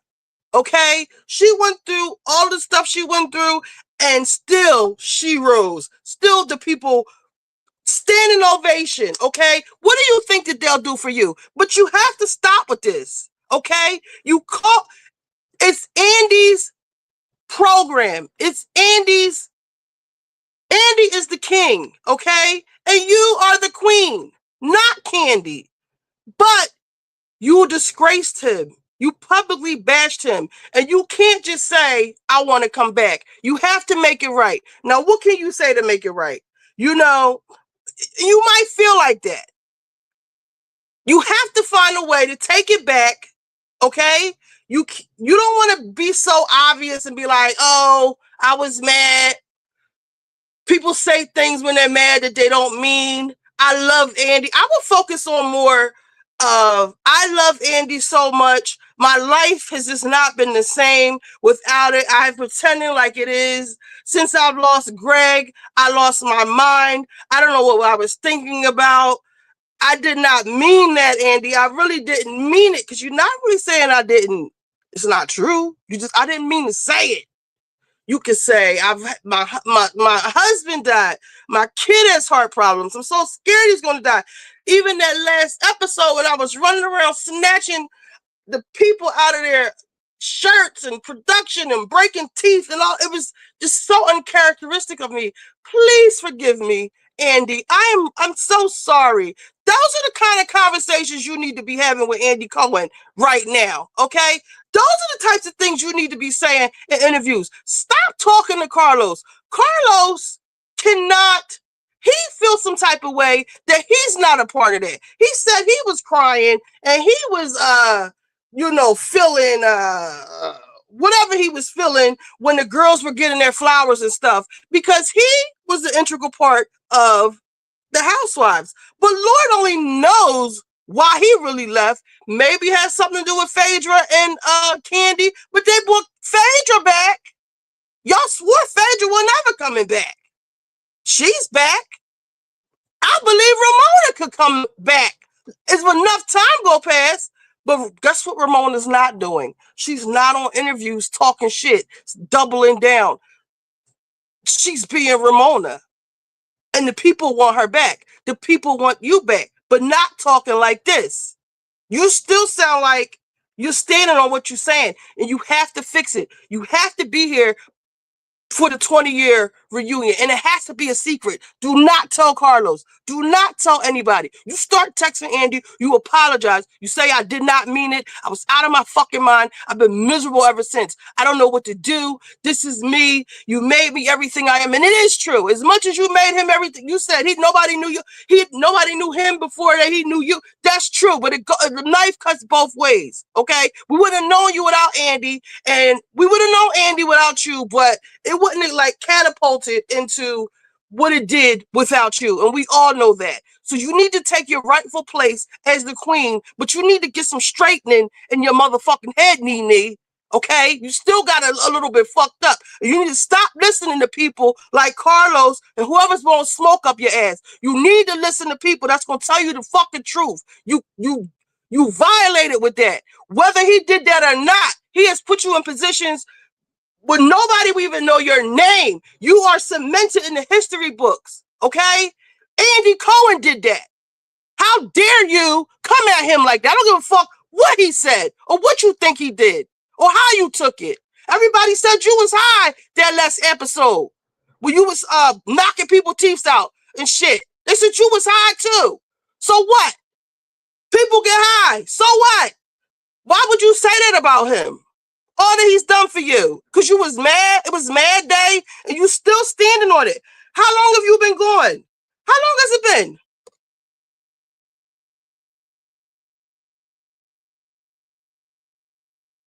How long has Nene Leakes been going from Bravo? Nene Leakes has been going since Announced 100 Parts in 2020. It's been 5 years already, Nene. Get it together. You need to figure out something that could smooth this shit over with Andy and to the masses. Because how about to the people who don't watch this show? And then you said what you said, and then you try to have a housewives revolt, except they left you hanging. They know where their bread is buttered. Portia is a prime example of that. Okay? Candy is a prime example of that. She's not going to talk shit about Andy. It doesn't matter what goes on. She will always have a job. She will always be protected. Teresa Giudice, same thing. Who else? Who are darlings of the show? It doesn't even matter. We're talking about you. You have Karen Huger. I think Karen Huger is going to be the queen next, depending on how she turns it around, because you are still on some bullshit. Luann, all the New York girls, you should be amongst everybody. And it's sad to not see you there, but it's also sad to see you still on this bullshit. Nobody thinks that you could become the Nene or go back to the Nene you were. Everybody thinks that you're this whole new separate monster. And I know that you still have it in there with you. You're just putting up appearances. You're just trying to like act like you're not hurt or life is just so grand. You ain't doing shit. You're not.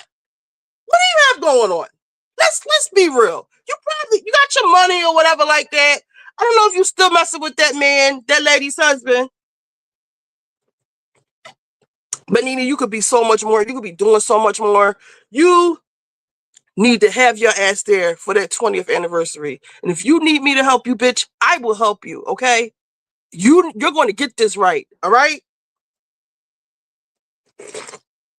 Bethany won't be back. What did Bethany do? I didn't know they fell out. Bethany's just... Who cares? You know? Nene, we want you. Okay? You gotta get it together, my mom. You gotta stop talking and stop listening to people like Carlos. I was playing on my game. I was like halfway listening because it was some bullshit. I'm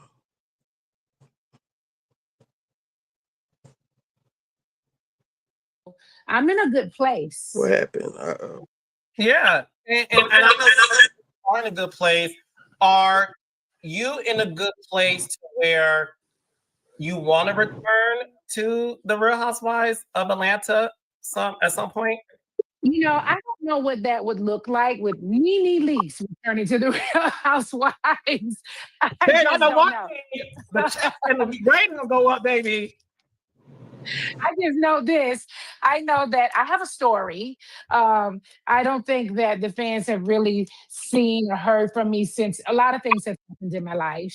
So I definitely have a story, and I have always had a story every single season that I was on. We don't want to hear your story. We don't want to hear about what happened and what you used to do and old niggas that had it. We don't want to hear about that. Okay, be the same old niggas that ran it. And that's what you did. You need to fix it with Andy and move forward. Stop listening to Carlos. Don't nobody want to hear your old stories except him. He ain't got shit else to do. Love and Marriage Huntsville is, I don't even know if it's like, I don't even know. I don't know what's going on in Love and Marriage Huntsville, but that's the only one, the only dog that might hunt over there. I'm mad that you let him get you on here talking after this because you look desperate or like you're bothered or in some kind of way. Like, and I know that he is behind this if I'm really paying attention. Cause you ain't even sitting down. It's like you ready to leave out the door. It's like he got you to come on, Nene, come on real quick. Just make a statement. You should not have made no statement, but I'm glad that you did because I can speak on it. And you need to be texting Andy, and y'all need to make up. And what making up means, like you taking back what you said. And what you said, what you need to say is you were under duress and you didn't mean it. You never saw him do any drugs. That's just what you heard. You thought that treatment was unfair, and I thought it was racist because I was black. But no one else experiences that. So I was wrong. What else did she say? Come on, Nene, get it together. And I'm gonna try to clip this up so it can be out there so she can see it. Let's see. Hey, Wizard. Hey, Wizard. She needs to be consistent on her platform and grow them. Nobody wants to see Nene on YouTube. They don't. We want to see her on Bravo. Do you think she's broke? No. She's grieving. I think she lost her husband. Her children are sick because she was supposed to be on Girls Trip or something or Traders. That's one step in the right direction. But Nene, come on, fast track this thing. We need you at the next BravoCon. What? Well, they're not having one next year. So you might have missed it. See? But you can have a triumphant comeback. So they'll know she has a following. She is the Nene Leakes. She has tried the YouTube thing. Nobody, I don't want to see her on YouTube. I don't want to see Kenya on YouTube. You know, I'm like on the fence with Kenya because I always thought Kenya was mean, not a friend to women. I don't know. She makes good TV. I'll say that. But do I need Kenya? No. I don't know. I don't know. Because Kelly, they could keep Kelly. I don't like what's going on in Atlanta at all. So yeah, you could bring Kenya back. What about Instagram? I don't know, but you need make it right. Let's see. What was y'all saying? Nicki Minaj delivered. Okay, clash between Christians, Muslims, house oversight thing.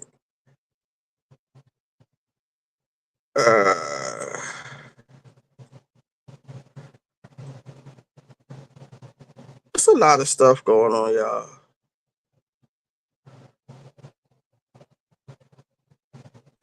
Okay, when asked on her IG live,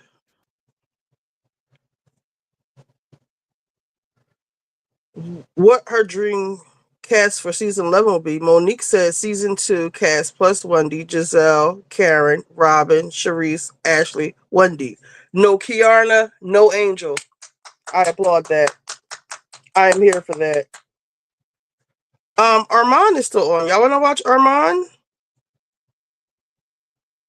No Stacy? No, y'all gotta have Stacy. Sorry. Monique, don't be salty about Chris.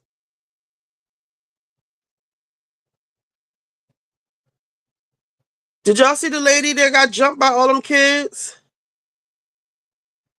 Ooh, y'all need to stop.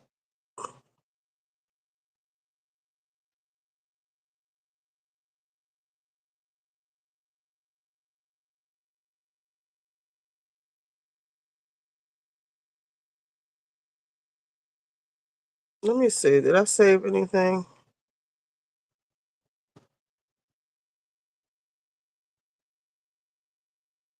Oh, Portia. Oh, Meredith. Yo, Meredith tweeted this. Hold on. She said, interesting.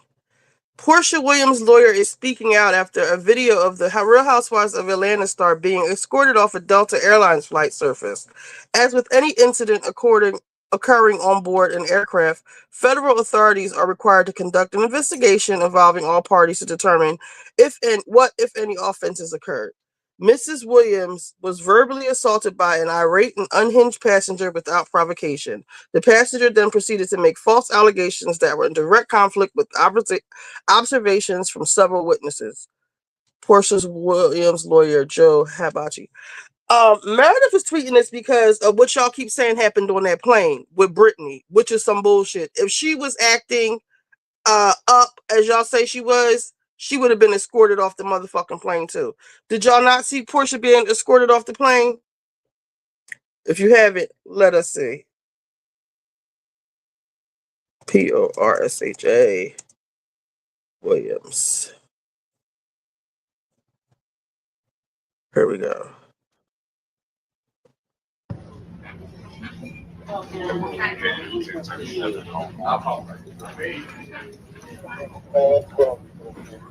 I love you. I thank you. Any family traveling with car seats and strollers, you're welcome aboard at this time. Along with Zone 3, Zone 3, you're not welcome aboard.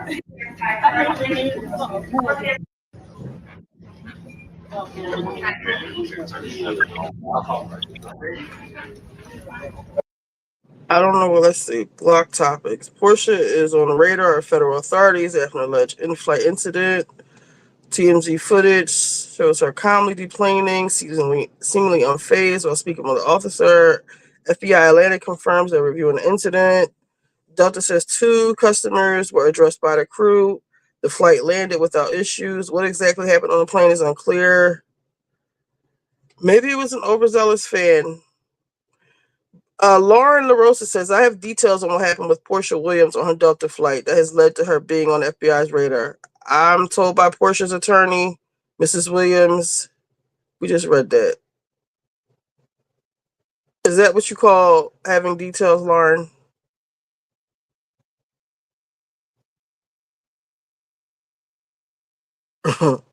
I can't show it.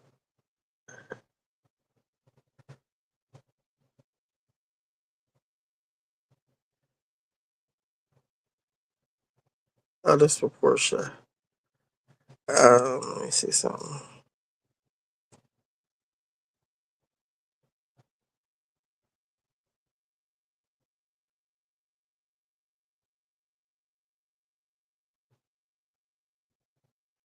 Oh, this is what I wanted to show. This is it. No immigrant. One thing for sure, I can tell you who's not on Epstein's list. Nobody black, no immigrant, no trans. There's no diversity in this pedophile ring. No DEI. This is a game for rich, old white dudes. The largest demographic in America, the number one registered sex offenders in America, registered sex offenders, are middle-aged white dudes. This is their game. And if you let this stuff slide, you have a favorite pedophile. That's the game you playing. I don't care who did what. I don't care if I like their music, their politics. I don't care if I like their movies. If you did this, to me, you're a pedophile and you should suffer the consequences of the law. Because unlike a lot of people, like Megyn Kelly, or like all of these people who are excusing this, I ain't got a favorite pedophile. That's not a game I'm willing to pay. That's going to be on Netflix soon. My favorite pedophile. Da-na-na-na-na-na-na-na.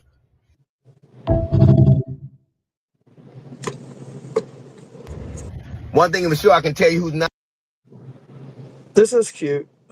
Flavor stuff. We do quarter zips and money. What y'all doing, yo? We quarter zip guys. We don't do none of that artificially flavor stuff. We do quarter zips and money. We drink matchas. Them shit's like $10 a piece. Yo, parents.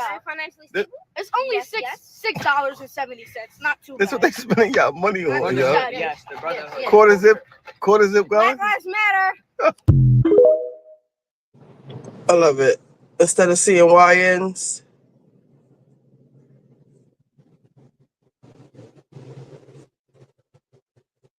This was sad. All right, let's see what our mom was talking about because I need to figure out what happened, how to get my money off this thing.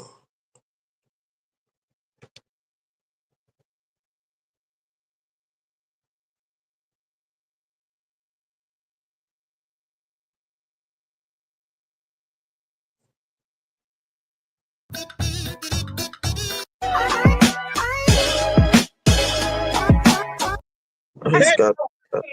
Right now, go up, baby.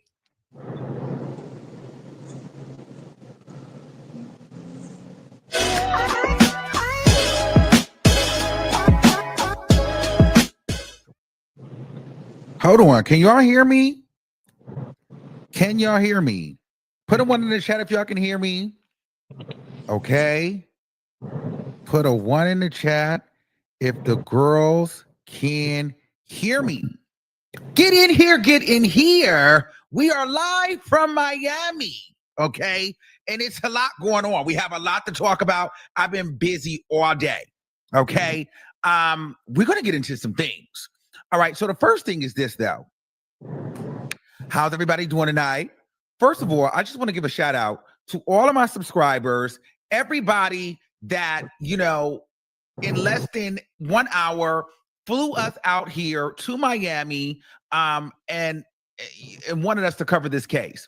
You know, this is one of the smaller cases. It's not a lot of public interest in it, but for our community, it's very, very, very, very important. So I'm doing the work for you, and I'm trying to be a little nosy. So with that being said, because there's not a lot of, you know, everybody's not talking about this. One who had baby. Miami is not cheap. So it is never too late to, you know, in Malago Graham's voice, it's never too late to donate to the wig fund. Because some of the things she said about Megan Thee Stallion and that wig was nasty. All right, so we are going to have a wig fund donation for us to get a new wig and stay here in Miami. Okay, because I want to let you know. I'll show you maybe at the end of it. We're staying in a big, beautiful, nice place. Thanks to you guys. Well, actually, I paid for this, but you know, still, I need you guys to help me out because I had to get a rental car and everything. I'm gonna tell you guys about how my day went too. It's just a lot going on, so I hope you guys have some time. Venmo, every dollar counts because I need lunch, gas, and everything. Let's see. _ Hey, shout out to everybody that's donated. Okay. Let me put that here. And if you're on YouTube, StreamYard is doing a thing where they have a vertical and they have a long form, so you can watch them. You can watch them 2 different ways. I didn't know that. So it's splitting up the audience. It's like 2 different live streams. I don't think I'm gonna keep it like that because I don't like splitting up my audience like that. But so we're vertically on YouTube and we are, I think I want to change the vertical though. I don't like the vertical. Let's just keep it. Oh, I can't now.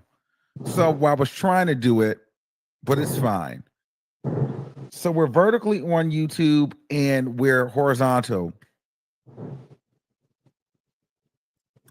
All right, so we got 2 different ways that it's popping up. But y'all, you know, I want all my views to go to the same thing. All right. So anyway, so let's talk about it. So last night, so I took an 11 o'clock flight and I slept on the plane.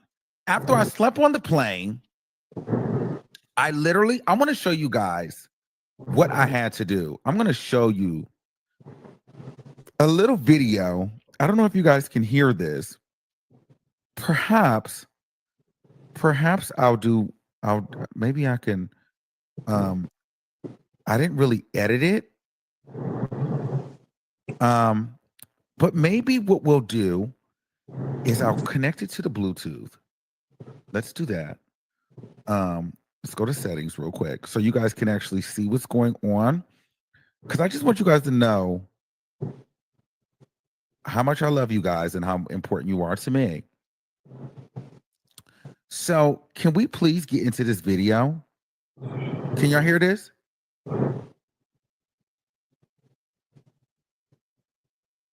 So this is my life right now. I'm just getting to Miami. It's about 8 o'clock. Well, my flight got here at 7:45. No, 6:45. It took forever to get my bags, forever to get a rental car. I can't check into my Airbnb until 4 p.m. So I have to go straight from here to court. So I got a rental car, which cost me $800 for the week that I'm planning on being here. So now I have to like get the stuff out of my car, get dressed at the airport, and go head straight to court.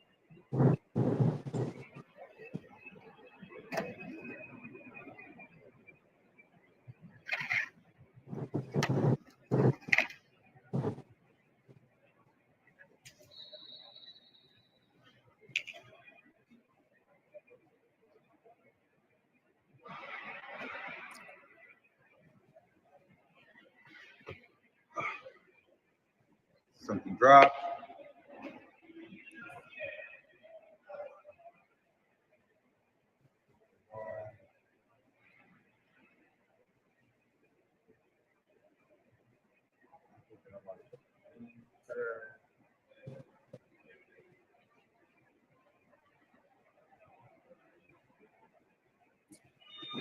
I should edit this.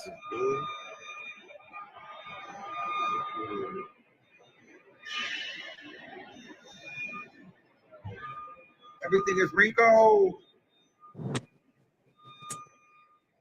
Oh, just about to figure it out.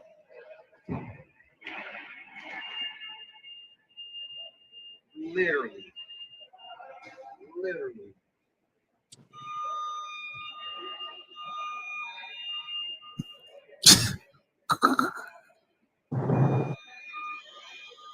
Okay, so I'm gonna edit that and y'all can watch the rest of the video. So that's coming. I just want y'all to know I had to get completely dressed to get there. Like I had to get completely dressed, okay, to get there in time. I got there, and once I got there, it was around, once I got the rental car, went through traffic, it was around 10 o'clock. I was texting my guy, Brian Andrews, over at TMZ, and he was telling me everybody was waiting outside. But I didn't get, I walked to the courthouse. I had my bag, I had my laptop in there. I couldn't bring my laptop. I had to walk all the way back. My shoes was hurting. It was just a lot going on. But boom, I get into the courthouse. And Milagro Grams is on the stand. Milagro Grams' lawyer, fine, child. I don't know. Like, where do you find that lawyer? It's new tea. So she had her lawyer, and I don't know if they was all three lawyers or two lawyers and an assistant, but they all black. Megan Thee Stallion, all her lawyers is white. Megan Thee Stallion, she's in like a pink little outfit. It's cute. She has a little short cut. She has these cute red heels on. I don't know what kind of heels they are. And they're there. I sneak in the back. I'm sitting in the back, and I'm like, who's here? I see Brian Andrews, and I see Megan Cuniff. And I see some of the other reporters. I see Pam, and I see, what's my homegirl's name from Atlanta? Her name is Document Diva. So I see them. I'm like, okay, let me go ahead and sit over here with the media people, whatever. We're having a good time. Sit down there. It's not too many people there. It was easy getting in the courtroom. All right, boom. I'm in there, and I'm chilling, and I'm getting the tea. The jurors, everybody's white except two, or maybe Cuban, whatever. They're not black. All right. Everybody's white, and there's two black people. There's like I feel like she might be Haitian or Jamaican or something like that, or she could be Puerto Rican, just dark skin. She might speak a bit of a Spanish. So no shade.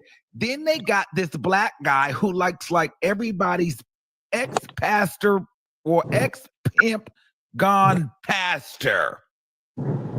You know what I'm saying? It's kind of like if you guys it's if you're from Oakland or like if you're in the Bay Area, we have this thing called Durant Square. It's kind of like the hood, like little like market, where they sell the suits, like the pimp suits and with the feather in the hat. You know what I'm saying? This nigga was a pimp. You feel me? At least he had the 3-piece suit on. You know what I mean? It was like a red, you feel me? Older cat, thunder cut. It was like a high box fade, square three-piece. I mean suit jacket, double-breasted vest and the slacks to match. And catch this, it's in red. So he's coming in hot. Okay? He was coming in hot, cut up, and apparently he's a former teacher and he's a disciplinary. Okay? He has a look on him. All right, so that's one of the jurors. Now, I'm gonna be honest with you. None of the jurors know what the hell is going on. Okay, and so we're getting into the case. It's a lot of moving parts to this case. It's not as ghetto as Diddy, but you do have some trash and ghetto and stuff. Things are happening there. It's some of the stuff is getting kind of messy. The trolls is out, cloud chasers and shit like that. Weirdos doing shit. It's like you have all that stuff going on. But for the most part, everything is copacetic and it's a calm environment. Of course, you have people trying to, attack me and get it. I'm just like, I'm not there for that. I'm here to work. I don't care. There was someone who tried to threaten me in the restroom. I've already been threatened. Apparently, they've been getting into it with people every day. I don't know. Someone tried to threaten me in the restroom. I'm not engaging with anybody here because I just don't care to engage with any nonsense. I spend real money. My fans spend real money. We're making money. This is a business. You know what I'm saying? I'm not going anywhere arguing with anybody. I'm not flying to Miami, fighting, arguing anybody on a federal court building. That's just dumb as hell. I'm not doing it, and I'm not engaging with anyone. Apparently, one of the lawyers was in the restroom while someone was attempting to threaten and harass me. I don't know how this got out, but somehow it bled into the entire courtroom. The judge goes and says, who's threatening people in the restroom? Were you threatened? Stand up. I could have easily stood up and pointed out who it was and said, but I don't care to be attached to anybody in that manner. I'm there to work. I'm not there to become the story. So I sit down. The lawyer from the back walks up to the booth and says they heard a person threatening another person. They didn't say who the person was. They said they heard a person threatening another person in the bathroom. And the judge said, if you threaten anybody on the platform or during this trial in regards to this case, you will be removed. I'm like, girl, it ain't me. I ain't threatening nobody. I don't give a shit about none of that, but getting here, recouping, getting the story, and doing my content. So,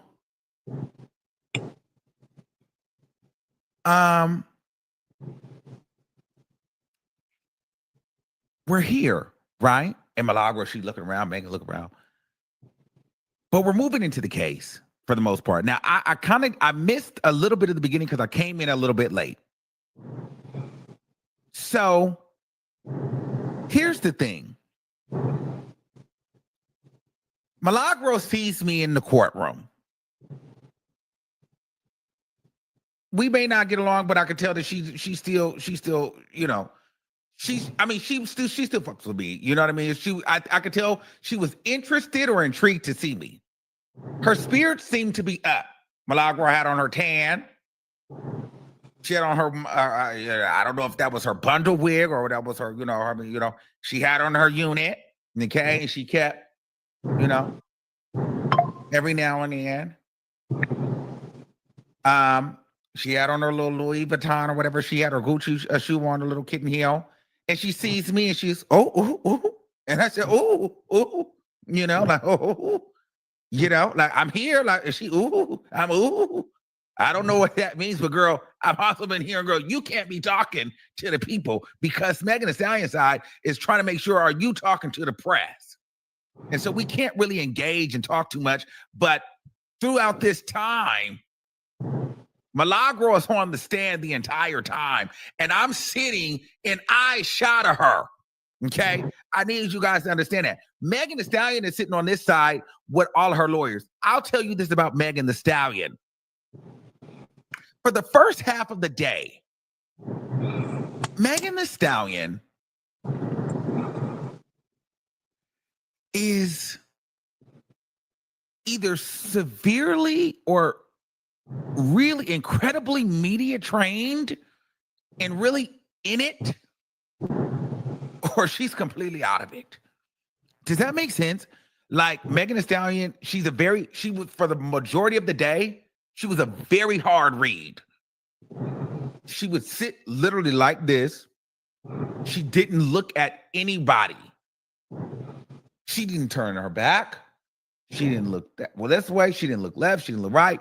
When she would walk out, I don't even think that she ever saw that any of us in the room. And she would just be stone cold faced for hours. Literally hours. I'm like, damn, this girl's like, she's got a mean poker face. Like she doesn't give anything until it started getting heavy. And I will get into it. So I'm like, Megan Thee Stallion is very closed off, very cold. You could tell like, she's like, everything is very robotic with her. Everything is very industry mindset. She's not coming in, speaking to anybody. She's not, bubbly. She's not nice. I mean, she's just very, I'm in, I'm out. I go to the bathroom. I don't see nobody. I don't look at nobody. I don't talk to the press. I don't talk to the people in the court. I'm not friendly. I don't smile. I'm not happy. I'm nothing.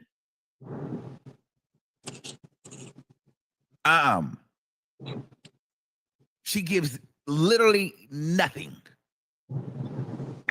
And so I'm sitting there. Now, I don't know her attorney's names. I forget. But I'm going to tell you this. Megan Thee Stallion's attorneys, I believe, for the most part of the day, they were bombing really hard. Because the judge even made a statement as to the fact that the juries don't know all the characters or don't understand the characters in the damn case. They don't know Sunstar from Daystar or Chelsea from Kelsey. The jurors were asking questions saying, who is who? What's what? Megan Thee Stallion's lawyers are literally focused in on Milagro Graham's not liking Megan because,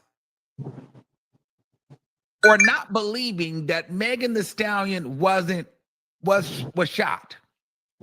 Now, I believe that the defamation case is probably to be about, in my mind, harassment and, bullying and things of that. But while I'm sitting in that courtroom, I'm feeling like Megan Thee Stallion's lawyers are not really painting the picture that they should paint if they want to get Milagro on the hook, in my mind. If you know what's going on, then you can say, okay, well, she did this, she did that, she did this. But if you're just new to this, the way that it's coming across right now, it's that Megan Thee Stallion is upset because Milagro Grams thinks or believes that she didn't get shot. That is literally the whole day revolving around the fact that Milagro Grams doesn't believe Megan Thee Stallion was shot. And I don't think that was a great angle Because Milagro Grams on that stand today, my God, she testified for her life. Milagro Grams is ghetto as hell on that on those clips. But one thing I can tell you about Milagro Grams on that stand, this wasn't no Tasha K. This can go either way for me. I don't know. We got to hear what Megan Thee Stallion says. Milagro Grams was cooking that lawyer today on that stand. The way that she articulated her point, the way that she was so calm and discussing everything that she felt, it got to the point where Megan Thee Stallion's lawyer was getting frustrated with Milagro Grams because he couldn't out-talk her. He couldn't outpace her. I was over there gagging. But the thing is, he kept leading her. So he would ask her things like, you know, why don't you believe she got shot? Or why you don't think this happened? Or why were you doing it? And literally would open it up for Milagro Grams to say, well, I don't believe it because Megan Thee Stallion has lied. She went on Gayle King and lied. First, she said she got stepped on glass. Then she admitted that she lied. Megan Thee Stallion also was the woman who slept with her best friend's man. Like, and if I'm the jury, I'm thinking, ooh, she's a little messy. There was a portion in there where, you know, he was trying to prove that, you know, she was talking to, that Milagro Grams was talking to Sunstar, which is Tory Lanez father. And there was a guy named Karim. I don't know. I think that was the ex-boyfriend or not. But apparently they were trying to figure out, well, why was Sunstar trying to get you in contact with Karim? Like, what was that about? Walked Milagro right into that. Well, she says, well, there was a past with Megan Thee Stallion, and she had a mugshot that came out, and there was a domestic violence case that came out against Megan Thee Stallion. Then the man says, oh, objection, Your Honor, objection, she's talking too much. This is besides the point.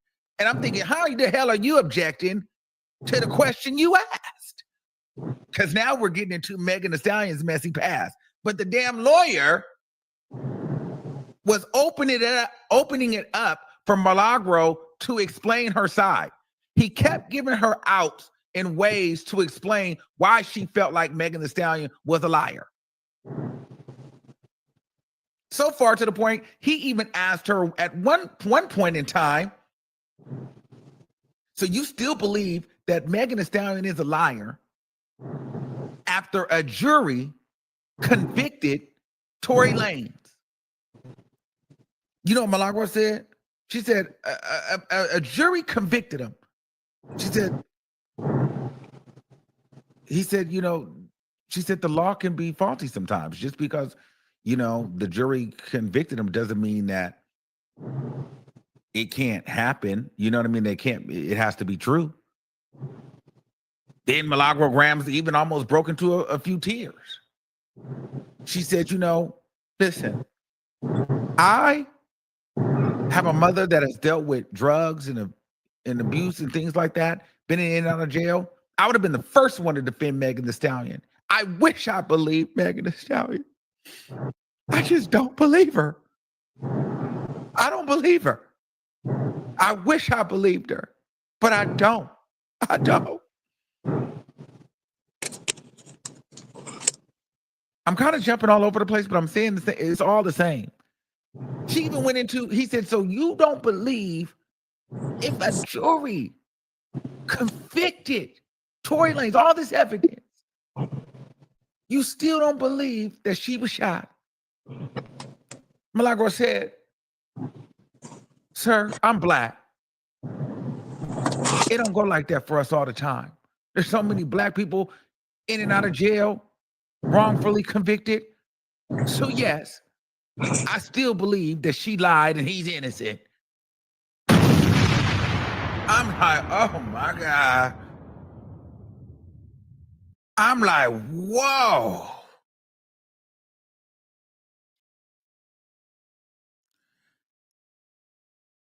Then they were playing. But this is where I feel like they could get Milagro. just a little bit, because she would get on there and they would play the audios. This bitch is mentally ill. I feel like there's a mental illness. I do think the bitch is retarded. You think I'm gonna fight Megan Thee Stallion? Did you see how big this bitch is? Shit, I had to hit that bitch with a car. That motherfucking bitch so big. That wig wearing ass bitch. She look like she got a potato under that motherfucking wig. Fuck that hoe. She's a stupid bee. That's when Megan Thee Stallion started looking up like, hold on, bitch, what? Megan Thee Stallion, then she started shaking her head like, this bitch really got me fucked up. Because Milagro was laughing. This is and they were pulling a bunch of different clips from Milagro's station head show. And she would just be clearing Megan Thee Stallion, calling her all kind of retards, said she was called her a hoe, says how big she was, how tall she was. Hell no, I wouldn't fight that big, tall Amazonian ass bitch. All kind of the wigs, that nappy headed wig. She's a nigga girl with a nigga wig, like all kind of stuff. Big flabby ass body, bitch. Like all that, like all of this in the courtroom. They playing it loud, loud, loud, loud. I mean, she's tearing Megan Thee Stallion. I think the word they used was vitriol. They said, why do you have all this vitriol? But Milagro Graham still ate it for me when she said, because they said, well, so what are you saying that, like, you trying to say that she got mental illness? Well, I guess there was a point where there was a woman named Chelsea that was Megan Thee Stallion's friend. And there was a rumor that had got put out that Megan was sleeping with T. Ferris. So I guess Megan's friend called Milagro, which then they later tried to use against Milagro in saying that, girl, you was trying to act like you had exclusive information because you talked to Megan's friends one time. But Chelsea. What is he talking about? Visiting the DraftKings Help Center at support.draft. I'm still trying to get my money off this. Primary product you need assistance with today. For Sportsbook, press 1. Casino, press 2. Daily Fantasy, press 3. Casino. Press 4.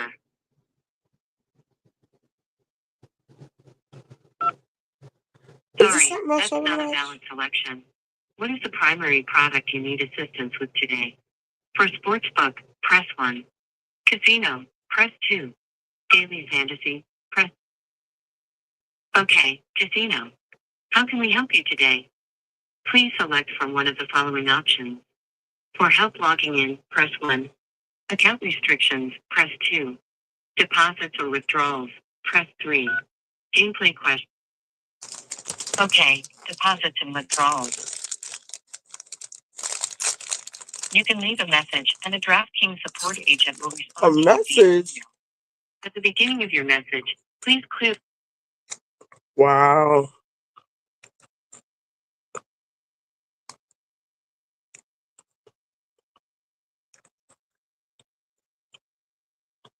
So they don't want you to ever take your money off of here.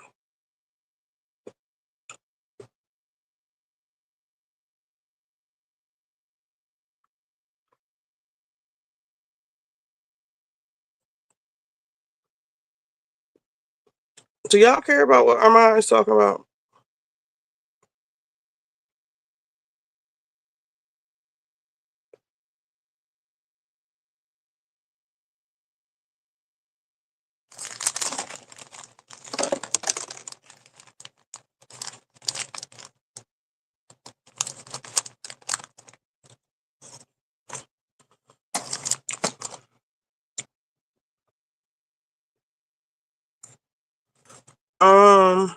What y'all wanna watch? I thought he was talking about something. They got all these rules and regulations about your damn money.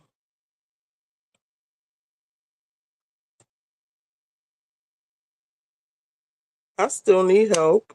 When you call, it's a voicemail. This, I want all my money off here. I was only gonna take 100.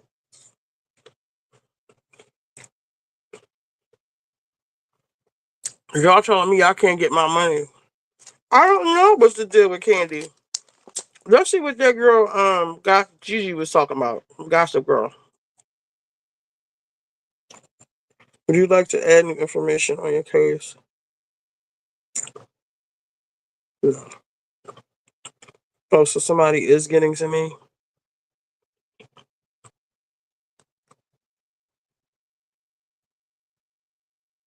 Child, this is a mess.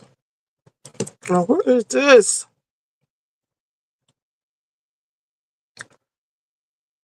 What is going on?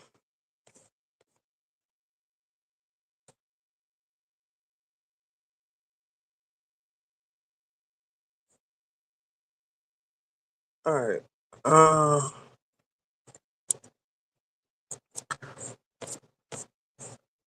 This is like stuck. What's going on? See, told. All right. Let's see. What's her name? The Messy Sweet Spot.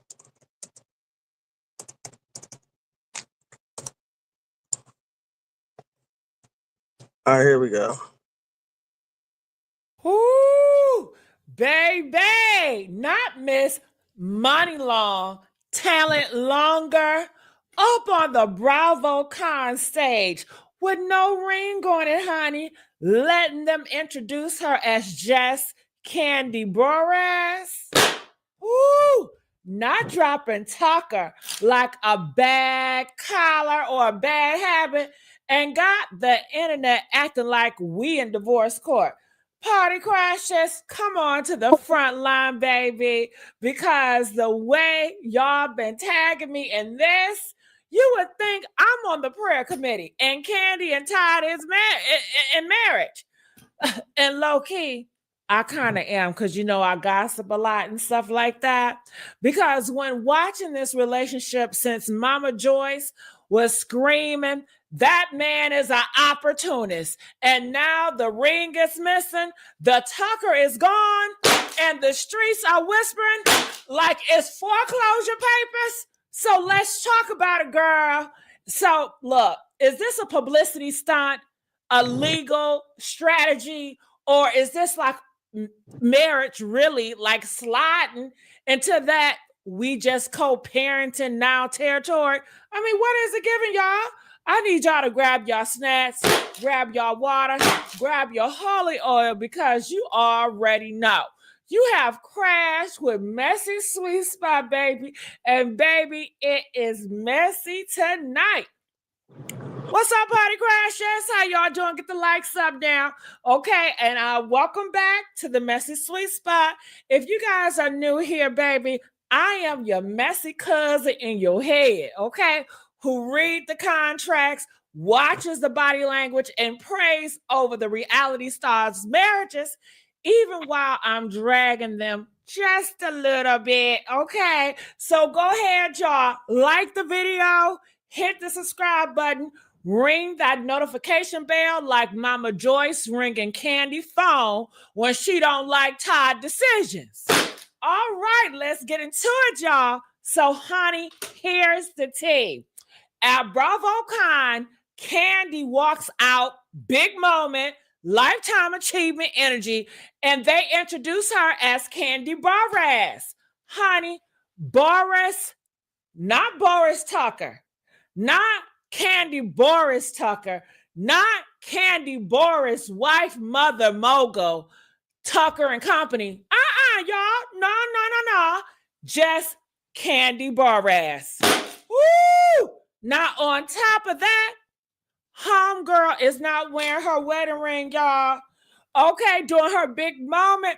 If you like it, then you should have put a ring on it. None of that, okay? And listen, if it was a random Tuesday at Target, cool, right? But this is all eyes on me. Hey, cameras out, press stands, Bravo executive, your legacy moments, and you standing up there like marriage. Never met her, okay? Then the internet noticed another little detail on her Instagram bio, that Boris Tucker that used to be there gone. Okay, back to just Candy Boras, the brand, the machine, the business. And when you scroll her page, you're not seeing Todd front and center like we used to. No cute couple pictures every 5 posts. No, my hubby's this, my hubby that. Girl, it's giving me, myself, and I. Okay, is all I got to the end. Okay, it's giving myself, my money, my bookings, and these kids. Now, on the other slide, when you look at Todd's page, he's still very much giving ring on it, dad mode, posting his projects, talking about their movie. Don't bring your man to Atlanta. Okay. So visibly to the public, it's her ring off, his ring on, her last name resets, his looking the same. You already know what formula equals rumors, honey. Okay. Now, before we jump the gun and start, passing out divorce papers and stuff, you know what I'm saying? We got to remember, y'all, who we dealing with. This is Candy. Okay. Candy be famous since Escape days. She's a songwriter bag. She in her Grammy bag, in her reality TV bag, in her restaurant bag, play on the Broadway bag. Okay. When she met Todd, he wasn't no man around the corner, y'all. He was a producer on Real Housewives of Atlanta, behind the scenes working. Look, there where the whole Opportunist label come from, okay? Mama Joyce been screaming since day one, y'all, that he's using my daughter for a come up. He's using my daughter for a come up. She said it so much the streets started believing that shit. Then came the prenup drama. We watched that man looking so stressed out on that damn camera like the pen weighed 200 pounds. When it was time to sign those papers, years later, people still bring that shit up. Like, remember how hard he was struggling with that goddamn prenup? He ain't going nowhere after all that. Trust on top of that. Okay, they brought threesomes in the relationship, in the marriages, honey. They turned their bedroom into an open door policy situation. Okay. Let me tell y'all, some people applauded. Others says, you just planted a time bomb, a ticking time bomb at that. So from the jump, this wasn't a traditional, we met in the church, got married, and raising kids quietly in the suburbs type thing. You know what I'm saying? That's my set. You know what I'm saying? This was reality TV, mama at war, social media, non-traditional bedrooms, rules, okay, money and balance, and a man stepping into a woman's empire. That's what it was given. That foundation had cracks in it, y'all. Not necessarily cheating cracks, but honey, but too many people in their business type of cracks. Do y'all know what I'm talking about? So now, fast forward to 2025, and we see no ring at BravoCon, no Tucker in the bio, less Todd on her IG. Yeah, we side nine that shit. Press 4 if something funky going on, okay? Woo! Do y'all smell that? I smell something funky going on, honey. To be fair, Candy and Todd have talked about ring drama before. They talk about ring drama before. They said people always starting divorce rumors just because one of us doesn't have on a ring. Okay, let me tell y'all, they did interviews saying we debate a lot. We are passionate, but that doesn't mean we're about to get divorced. We just argue a topic and move on. Candy's had look, Candy has said herself, y'all, she doesn't always wear jewelry like that. Her hands swell when she travels. She's not sitting around obsessed over no damn ring. She even said, I'm the one who usually doesn't have my ring on.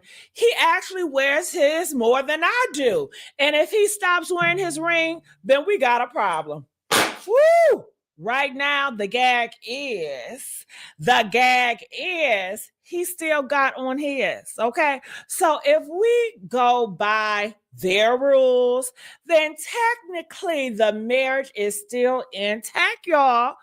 We're not going to sit here and say they're divorced, they're separated officially. Okay, we're not going to say it officially, but something going on.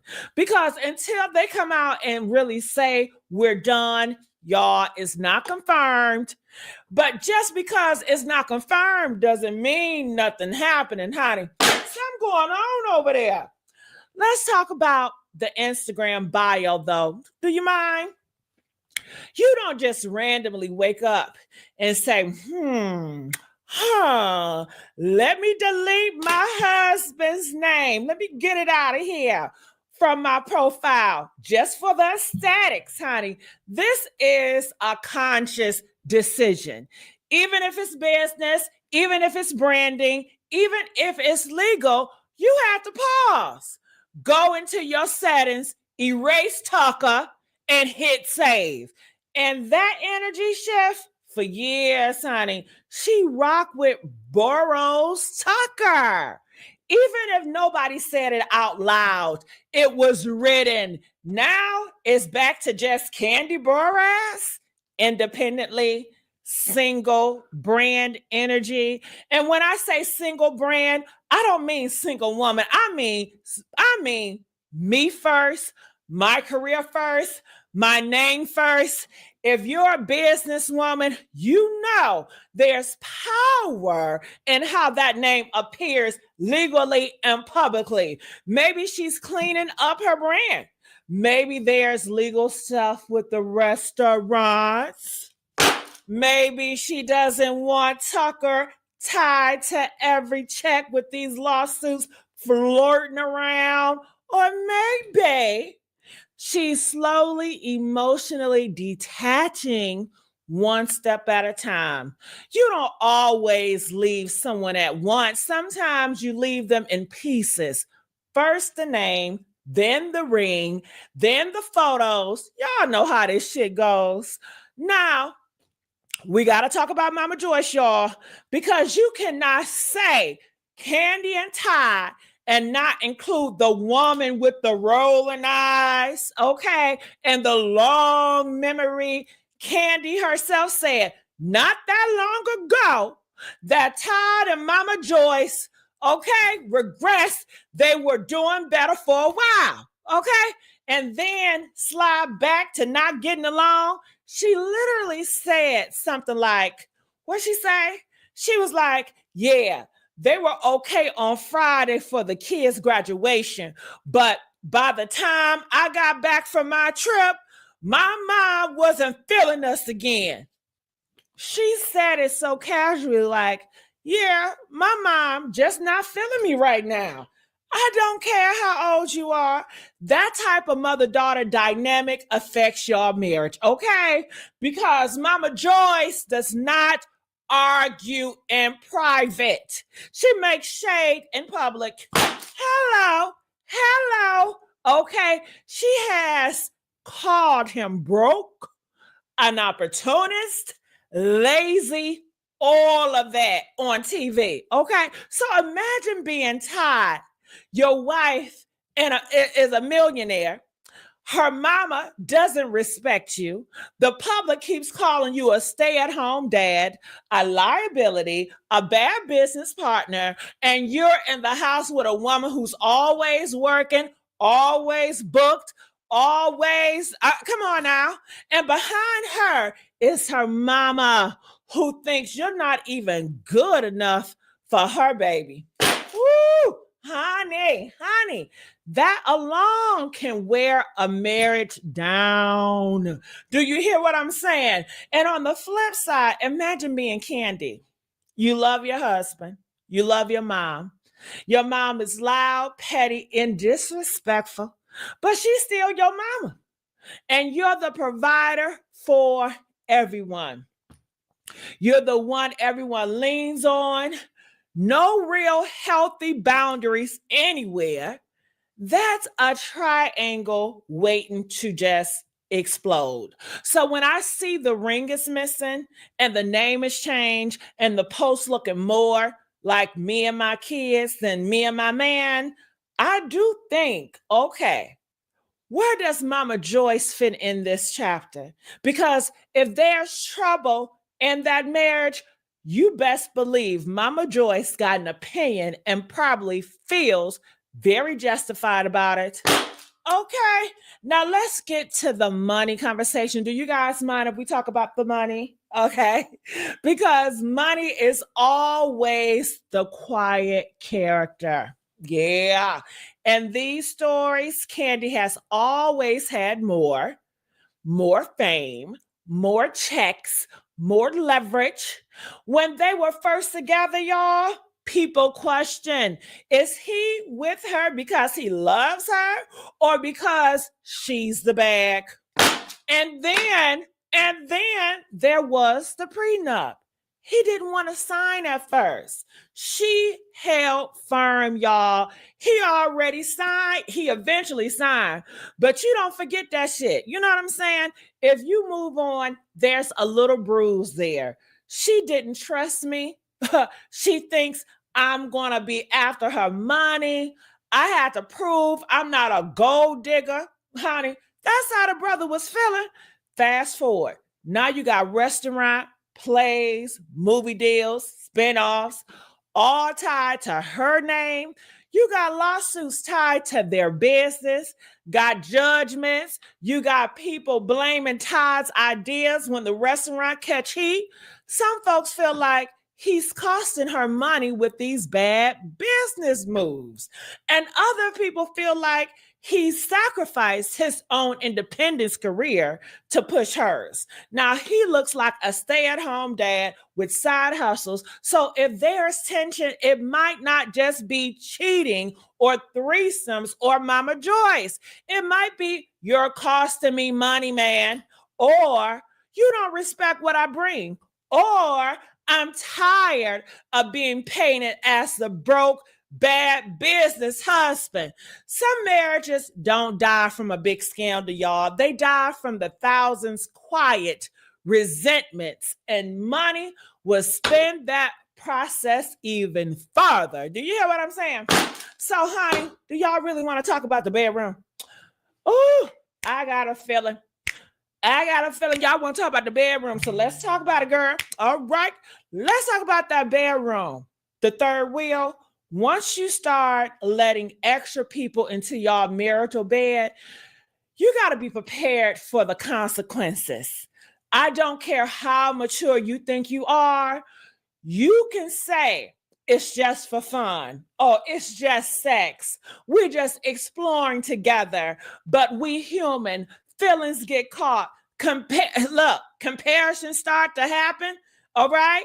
Lines start to get blurred. Now you got a man who tasted variety in his own home and with his wife blessing at one point. And you know what? The public knows it. And if they're going through thousands of hard times now, if they're going through a lot of hard times now, it's easy for people to look and say, well, what y'all expect? Hell, what y'all expect? You open the door. Okay. And for her, she may have the moments of, did I create a monster? You know, that's what she probably thinking. Did I create a monster? Did I help undermine my own marriage?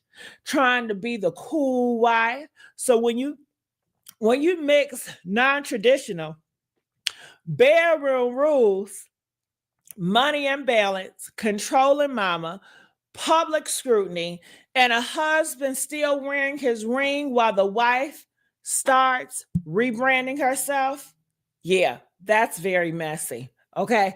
Now I want to say this too, because you know I'm all for the mess, y'all. All right. That's why messy sweet spot, but I'm also human. You guys got to know that. Every time there's so much glee when marriages might be ending, it makes me a little sad. because we prayed to see Black couples win. We watched their love story on Real Housewives of Atlanta. We watched their weddings. We watched the babies come. We watched them try to work through drama. So the idea of them breaking up, that's not cute to me. That's not a ha-ha funny moment. It's sad for them, for the kids, the families. I'm not going to sit up here and celebrate divorce. We can read, we can speculate, we can discuss patterns, but I'm never going to be happy about a family breaking apart because half the people laughing online got their own chaotic situation off camera. So let's keep it real. Now, with all that being said, listen, there is a real possibility that this is absolutely nothing, y'all. A ring left off because of swelling, a last name simplified for branding, and a honey, and now they just focus on work. It's very possible, right? She is in New York working on plays. He's in Atlanta being hands-on daddy. They're living in two different places for a season because of work, not divorce. You could be married and not up under your partners every goddamn day. Hell, you can be married and not post them every 5 minutes. You can be married and still keep your stage name for professional reasons. You know, Candy has always been Candy Burris to the world as an artist, right? Most award shows haven't been calling her Candy Burris Tucker. So some of this might really be interest reaching, you know what I mean? The internet reaching. But look, here's why people still don't fully feel at peace by this, because they're seeing this pattern before with other celebrities. Women quietly drop the last name, the ring starts disappearing in big moments, photos start to slowly fade away. There, year later, we decide to separate. See, we asked for privacy at this time, so people are reading the signs early.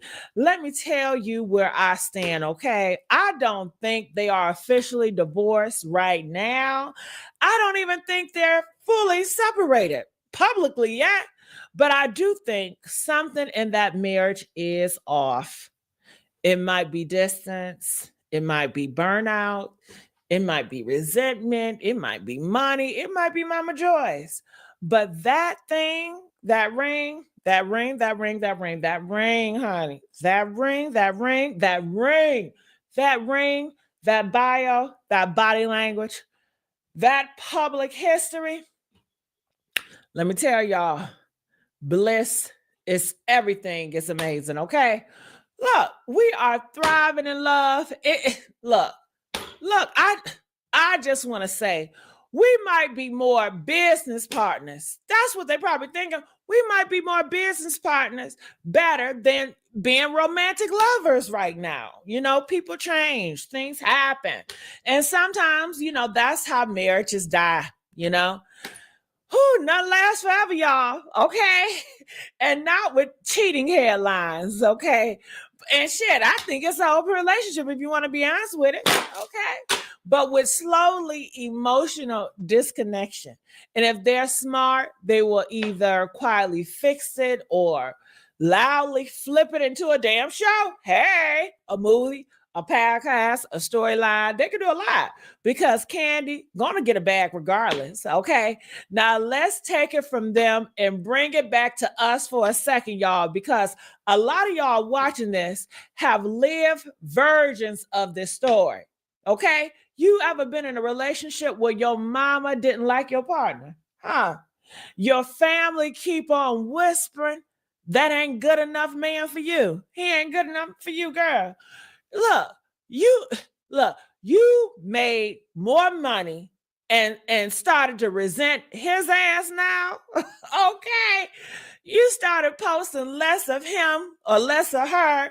Honey, the ring stayed on the dresser more than it stayed in your hand. Half of you all have changed your last name on Facebook back to your maiden's name weeks before you told anybody about the marriage was over.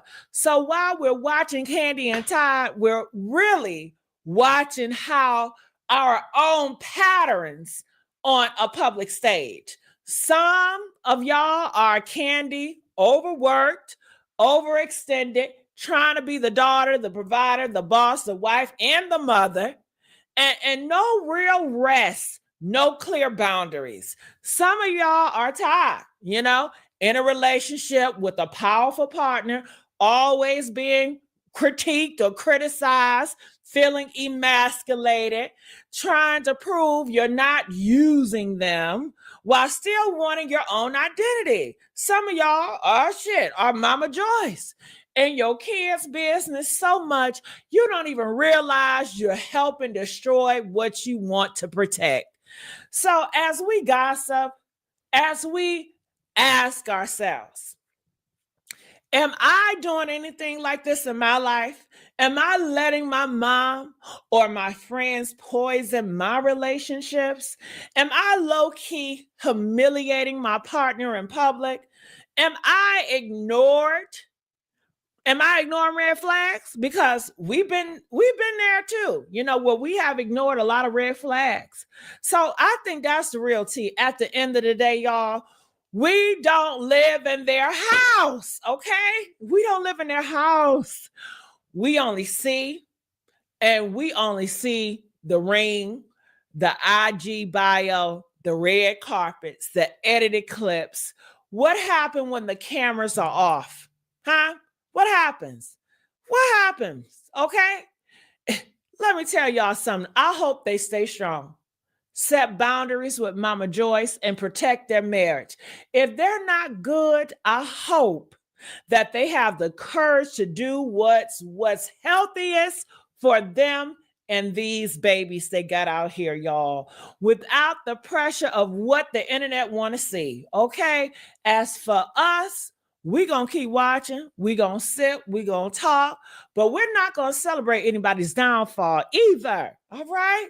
So, party crashers, I want to know what y'all think. Do y'all feel like this is just Candy's being Candy with her branding and her swollen fingers?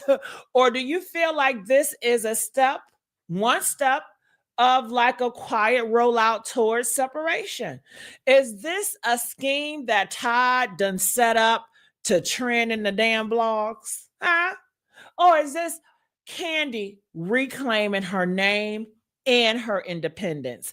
I need y'all to drop y'all thoughts below, because I'm coming to the comment section with the bonnet on, eating snacks, reading every single thing like it's court documents, honey, okay? I thank y'all for crashing at the messy sweet spot with me, and I see y'all in the next video where the tea is hot, the shade is light, but the discernment is heavy. Love y'all. Bye. Bye.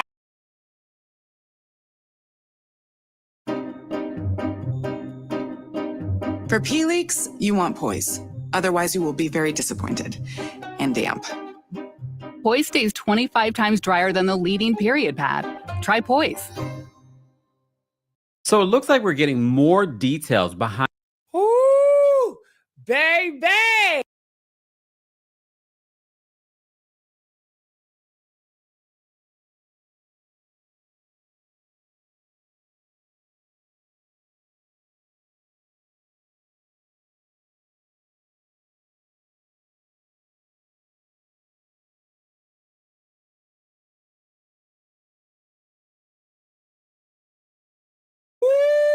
How y'all doing, baby? I got a video today. Y'all gotta see this video. It's about the brat, honey. And baby, let me pick this up right here because my spirit is flowing, because the whole situation is deeper, darker, and pettier than folks want to admit. Let's start here. The brat did not share that little old school memory by accident, y'all. I said she didn't do it by no accident. This woman is grown, she's seasoned, industry polished, and she knows what she was doing on social media. posting that kind of information, sharing that kind of information. Honey, right when Tamar is online screaming, crying, and exposing her sisters, oh baby, honey, that was not random, y'all, okay? That was not innocent. That was not no darn coincidence. That wasn't a oopsie daisy like the brat was trying to come out here and say, oh, I made a mistake. I didn't mean to do that. Honey, the brat pressed share with intention to humiliate Tony Braxton. She did that and to humiliate Tamar. I believe it, honey. And the slick part, y'all, she didn't even use her own words. She reposted somebody else's messages. That's how you throw a bomb and hide your fingers in 2025. Man, that is strategy. That's calculated. That's I'm too old to argue with y'all, but you're not going to play in my face either. Man, because listen, people been whispering for years that Tamar and the brat had tensions behind the scenes. Little moments, little nubs, little side eye. Woo, baby, let me tell you something. I need y'all to listen to me close because my chest is already getting tight, y'all. This ain't no regular rumor, okay? This ain't no he say, she say. This ain't shade and this ain't petty, y'all. Woo, honey, this is spiritual warfare disguised as a headline. Do you hear what I'm saying? Spiritual warfare disguised as a headline. Honey, I got a video. Y'all need to see this. They are saying that Birdman is actually confessing. Now, listen, you got to look at what they're showing you because it's not always, you might not hear them come out to say it. But honey, when you see what I saw this video, you're going to be like, oh, you're going to have to look deep. Now, listen, have y'all ever woke up and you can feel something off is in the damn air? Like the ancestors is just tapping on your shoulder saying, baby, don't scroll yet. Pray first. Honey, that's how I felt when I came across this video. That's how this Birdman Tamar Tony story hit my soul, y'all. It hit me in such a way. It hit me in my stomach. It hit me in the Black woman intuition part of my body. I said, oh, hell no. Hell no. Hell no. This right here, y'all, this ain't normal. This is a dark ritual. Listen, I'm sorry to tell y'all, but I have to call it how I see it because, baby, Hollywood don't do nothing without some dark motives behind it. Can I get an amen? These relationships, these scandals, these men, child, it ain't love. It's contracts, sacrifice, paybacks, and punishment. And I'm going to tell y'all right now, Tamar always wanted to be Tony Braxton. I say it again. Tamar always wanted to be Tony Braxton. Let me say it with my chest. Tamar wanted to be Tony so bad her spirit smelled like jealousy. That ain't shade, y'all. It's facts. You can hear it in her voice. You can see it in her mood. You can feel it in her energy. And baby, anytime someone want to be you, what do? They mimic your style, your attitude, your spotlight, and sometimes your man. Yeah, I said it, and sometimes your man. That ain't jealousy. That's obsession. That is psychological, honey, okay? That is a ritual family envy. YouTube Premium is ad-free YouTube and background play. So you can watch videos while reading, searching, shopping. Try 1 month free. And I know when y'all see this, y'all gonna look back and say, well, where did Birdman even admit this shit? Exactly. He didn't. And that's why it's so scary. Let me ask y'all this. At what damn point did Birdman even admit to any of this shit, y'all? Because I ain't hear Birdman confess nothing but tax problems, okay? And that's exactly why it's so dark. The devil operates in silence. When y'all see this video, you gonna spot it, especially if you guys have discernment. You gonna spot it in this video. Look, these secrets, they move in quiet, y'all. Hollywood demons, they don't talk. They let the energy expose itself. This rumor did not need Birdman's voice. Hell, when did Birdman actually come out to say he's gay? Huh? When did he ever come out to say he's bisexual? He ain't did it, and we don't have to. We don't need down low men to say they're gay to know what's going on. Hell. Y'all need to have some discernment, honey, okay? Listen, it came out because dark secrets eventually leaked through the cracks, okay? Tamar dated Birdman first, y'all. Yes. Back in 2003, and I believe it. And you know what that means spiritually? Tony married a man carrying her sister's energy, her sister's mouth, her sister's hands, her sister's old soul tie.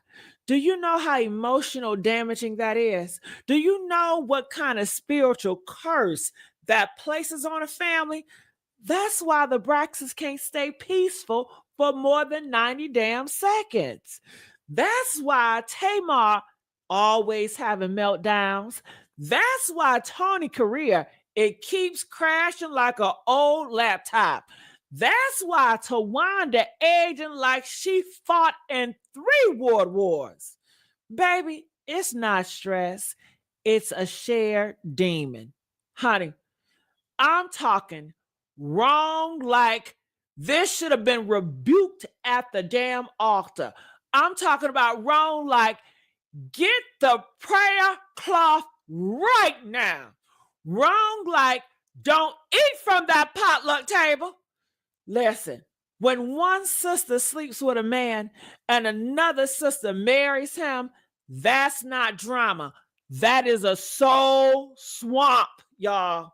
That's how generational curses get born. That's why families fall apart. That's why mothers cry at night and don't even know why. This shit ain't random. It's a spiritual violation. It's an emotional incest energy. And what pisses me off, nobody want to say it. Nobody want to acknowledge the root, but baby, I will. Honey, let me tell you why Tawanda look older than her mama. Baby, Tawanda look older than Evelyn because she's carrying everybody's secrets on her damn face. She's holding the resentment. She's holding the jealousy. She's holding the trauma. She's holding the why did Tony take Tamar's man? She's holding the why Tamar always want Tony's life. She's holding the why Birdman in our business demon. Stress don't aid you like that. Guilt and secrets do. Tawanda looked like she done seen Birdman naked and regretted it spiritually. And let me get this off the way while I'm at it. It's Tamar. I'm watching this video and they keep on saying Tamar. I don't know what they saying, but y'all gonna have to bypass this. When they talk, they're gonna fuck up Tamar's name. I'm gonna let y'all know that now. Listen.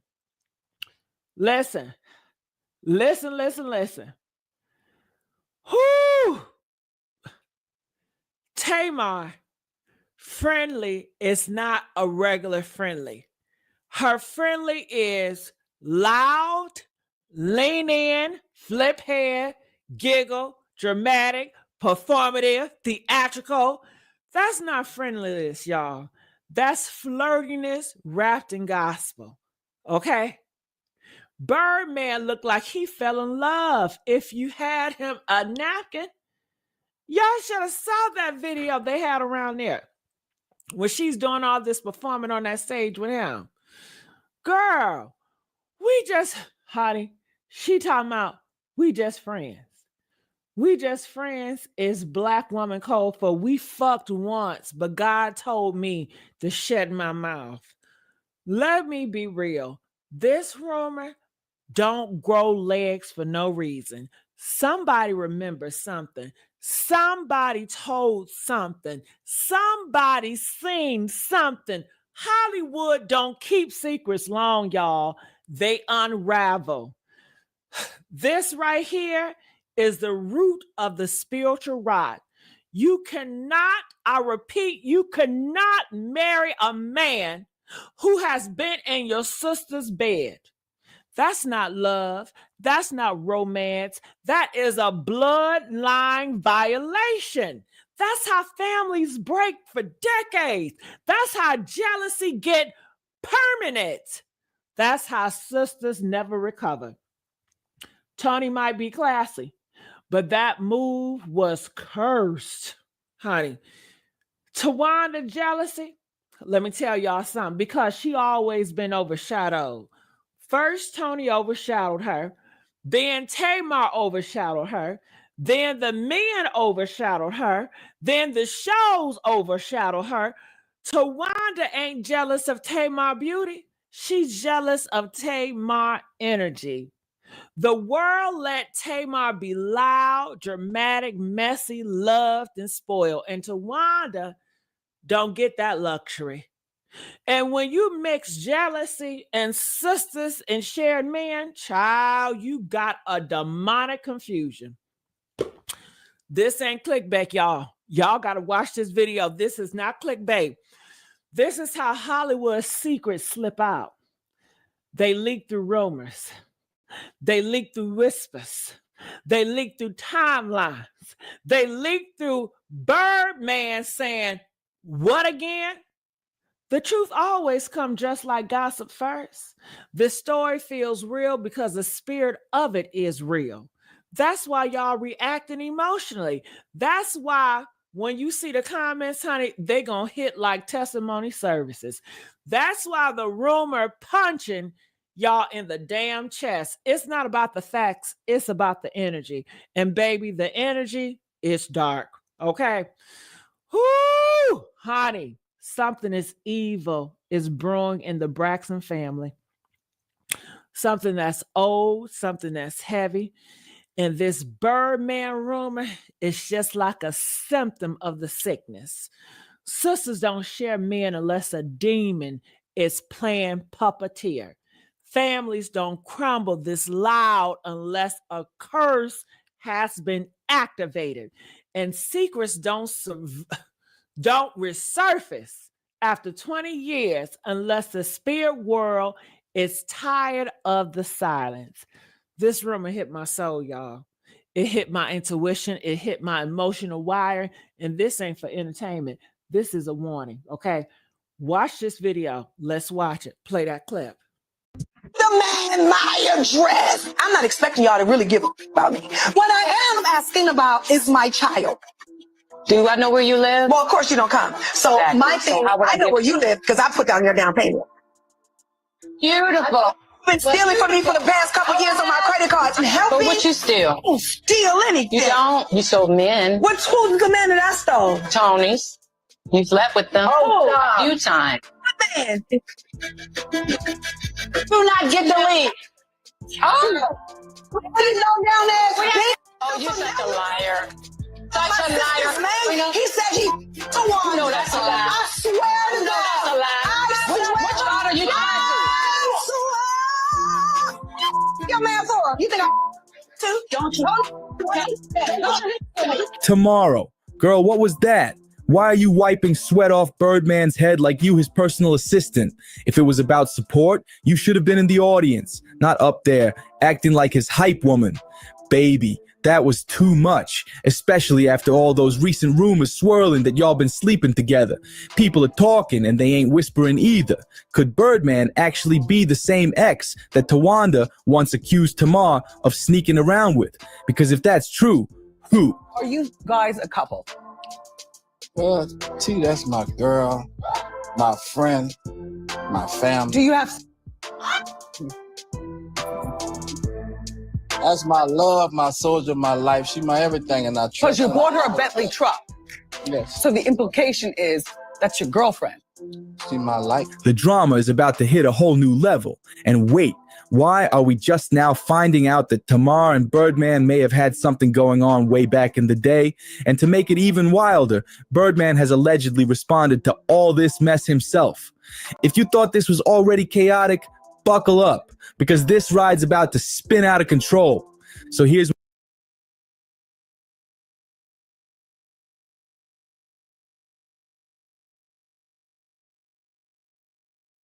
This bra right here feels like a second skin. No pads, no heavy wires, just a natural lift. This mesh. And that is strategy. That's calculated. That's I'm too old to argue with y'all, but you're not going to play in my face either. Man, because listen, people been whispering for years that Tamar and the Brat had tensions behind the scenes. Little moments, little nubs, little side-eye during taping. Energy just never quite just matched up for me. And listen, y'all, I don't care what nobody pretends. Tamar loves the gay man. That's clear as day, right? And she feels adored by them, safe, uplifted, validated. But when it comes to the lesbians, ooh, honey, that's where the walls go up, okay? That's where she get defensive. That's where the starts performing instead of connecting. The Brat is a lesbian woman who doesn't bow, doesn't blink, and doesn't kiss nobody damn ring. And Tamar has never known how to handle women who don't fall for her theatrics. So when the Brat press repost on that Birdman situation, baby, that wasn't no nostalgia. That was a move. That was a reminder. That was a quick little, don't forget, I was there too. Oh, okay. Look, you're not the only one who knows something. Hey, you want to talk? Okay, let's talk. Because the Brat coming out with that shit, it put a spotlight in a place Tamar never wanted light on. Now let's shift it to Birdman. Because the real demonic energy is this whole situation is him, y'all. I don't care how you slice the timeline. I don't care how the version of the story you believe. I don't care what interview you watch. A man who enters two sisters, a man who sleeps between family members, a man who can smile in one sister's face, knowing he's already been intimate with the other. That man is not just messy, y'all. He is spiritually trifling. Okay, that is a snake. That's a serpent. That's a cold-blooded, fork-tongued soul collector slipping through a family like poison. You got to be spiritually empty to do some shit like that. You got to be emotionally diseased. You got to listen, you got to be morally bankrupt, okay? Because how dark you got to be to look at two sisters, two raised in the same house under the same mama, and decide you want them both? You gonna sleep with them both? That's not confusion. That's not accident. That's not it just happened. No, baby. That's intent. That's manipulation. That is predatory. Birdman didn't just date Tamar. He didn't just marry Tony. He tested them, played with them. He inserted himself into wombs that already existed in that damn family. He activated jealousy. He activated insecurity. He activated silent resentment that had been sitting under the surface since childhood. That's what snakes do, y'all. They don't bite you in the open. They hide in the grass under the perfect moment. And Birdman had years to collect the records, honey. Years to speak up. Years to say, listen, I need to tell the truth before this becomes a problem. He didn't. He kept it quiet because demons don't apologize. Snakes do not confess. The wicked don't sleep. And now look at this shit, y'all. Look, Tamar is unraveling online. Tawanda accidentally spilling the wrong names. Tony getting embarrassed without even opening her damn mouth. And the brat said, you know what? Let me go ahead and toss my little truth into the potluck too. This whole thing is spiritually chaos. Honey, it is spiritual chaos. It is can't get the words out. Can't get the word. It's disguised as celebrity gossip. But this is spiritual, y'all. Birdman didn't walk into that family. He slithered like a goddamn snake. He snivered. And the Braxton didn't just get hurt. They got spiritually ambushed. And that's why the Brats speaking now hit so hard. Because if it didn't come from a troll, if it didn't come from a rumor page, if it didn't come from a cousin, it came from a woman who saw it, a woman who remembered it, a woman who kept quiet until now, a woman who said, if Tamar want to tell her truth, then I want to tell my truth too. So let me tell y'all something. This ain't about Birdman. This ain't even about Tamar versus Tony. This is about old wounds, old jealousy, old pain, old betrayal, and old spirits that's been floating in that family for decades, y'all. The brat didn't expose a secret. She exposed a whole generational crack. And baby, once a crack starts opening, everything starts flooding out. Y'all gotta watch this video with me. Y'all ready? Let's go. This is why I got an attitude about the story, because somebody else's moment was hijacked. When you woke up in the morning, when all of us woke up in the morning, the story was not how great Versus was. The story was not, ooh, that was a Versus for the history books. The story was not, ooh, Versus was so good. The story is Tamar Braxton, Cash Money No Limit Versus. That, I think that did a disservice to the whole thing. Hijacked somebody else's, now I'm not implying that it was intentional. Somebody else's moment was hijacked. The next morning, none of the stories related to Versus should have had anything to do with the Tamar Braxton. First thing. So what is it about Birdman that's got everybody so worked up? Kimora Lee has her daughters calling him Uncle Birdman. Keisha Cole threw hands with another woman because of him. And now Tony and Tamar are fighting over who had him first. There's been so much drama among the sisters, with everyone dragging Tamar for sleeping with Birdman. So imagine my surprise when I found out it was Tony who did that to Tamar first. Chill. And the brat really isn't about to let anybody call her friend a homewrecker this time around. And she just dropped receipts showing that Tamar didn't steal Tony's man. Instead, it's actually the other way around. And Tamar was with Birdman first before Tony came into the picture, and still has tried to be supportive instead. But is what the brat saying real, or is it just a load of BS? Y'all know how people were calling Tamar out for being all over Birdman, rubbing his head and treating him like she's his wife, while Tony, the real wife, was at home. Tamar, girl, why are you wiping the sweat off of Birdman's head like that, sis?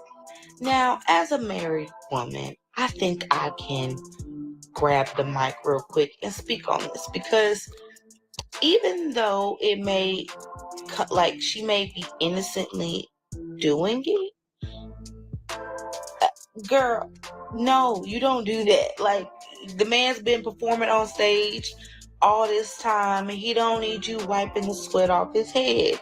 Now, I'm hoping it was just like a gesture, but girl, y'all are all performers. Like,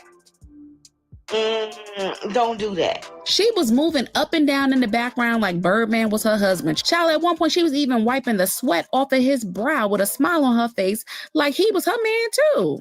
People definitely found it weird and called her out on it, but of course, Tamar defended herself, claiming that she was just there on behalf of her sister and posted a video of her and Birdman on a video call with Tony to show that there was nothing to worry about.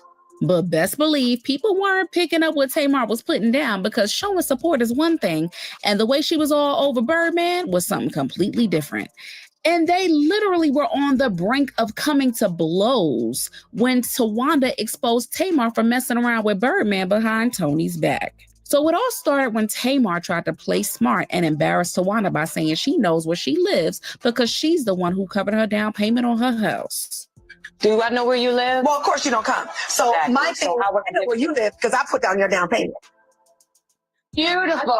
You've been stealing from me for the past couple years on my credit card. But she didn't stop there. Tamar went on to accuse Tawanda of secretly using her credit cards for years without permission. And it's not shocking at all because Tawanda has a history of taking other people's belongings, child. Remember allegations about Tawanda stealing their mother's social security checks and supposedly stealing money from Tony?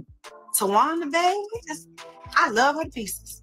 But hide your stuff when she come over, because she snatched the wig off your head when you look the other way. She's super sneaky, clever, and crafty.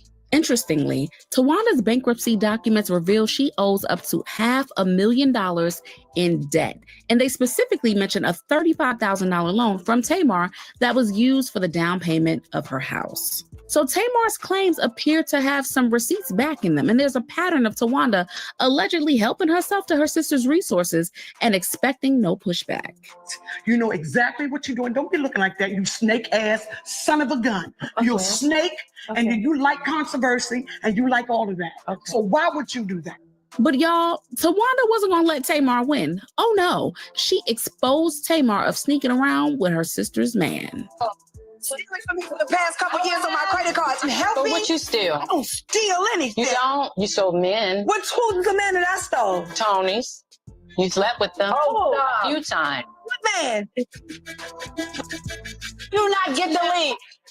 Oh, bitch. You low down ass bitch. Oh, you're such a liar. Such a liar. And from the way Tamar lost her mind, it was obvious that she was completely blindsided by this. But the person who appeared genuinely shocked by the whole thing was Tony Braxton. Tony Braxton? Tony Braxton? No. Tony Braxton ain't never had your back. I got Tony Braxton. I want it on record. I want it on national television. You want to say I don't have your back? You didn't have my back when it came to your lawyer. Tawanda had been sitting on this information for who only knows how long. And you just know she kept it deliberately so she could use it against Tamar when the time was right. And child, from Trina's reaction, it looked like she knew all about it, which was honestly so weird. How y'all keep that kind of information hidden from your sister? When one of your sisters is messing around with another sister's man, and it wasn't even one man. According to Tawanda, it was two of Tony's men. I swear the Braxton sisters hate each other at this point. And as soon as Tawanda said that Tamar was snooping around with Tony's men, the internet started digging to find out exactly who that might be. Tamar was allegedly not only messing with Birdman, but also Carrie Lewis of Mint Condition too. This rumor goes all the way back to 2011, when a blogger claimed that Tamar slept with Tony's ex-husband because she was desperate to level up and be in the circle. And to make it even messier, the post alleged that it wasn't one-sided. It said that Tony had been involved with Vince first before essentially passing him over to Tamar. Now, let's not act brand new. This is not the first time Tamar has been called out for getting involved with married men. She caught heavy backlash over the situation with Michael Malden, Jermaine Dupri's father. So when you put the pieces together, it doesn't sound far-fetched that she crossed the line with her sister's ex, especially if she thought that that would push her career forward. And then she started messing around with Birdman, given how familiar the two of them were. I mean, how come we didn't see Tawanda and Trina acting all hype around him at the Versus battle? Isn't he their brother-in-law too? But even though Tamar had gotten into all kind of trouble with her siblings, according to the Brat, this wasn't one of them times where they were right about her. The Brat and Tamar worked on This Nation. They became close, they became friends, whatever. So if you know, Braxton's came out last week, and Tawanda stated that Tamar slept with Tony's ex, yada, yada, yada. It was a Versus last weekend. Tamar was on stage with Birdman, wiping off his sweat, stopping him from drinking, getting drunk, whatever. That was going around that Tamar and Birdman dated back in 2003. And now we know that Tony and Birdman are married.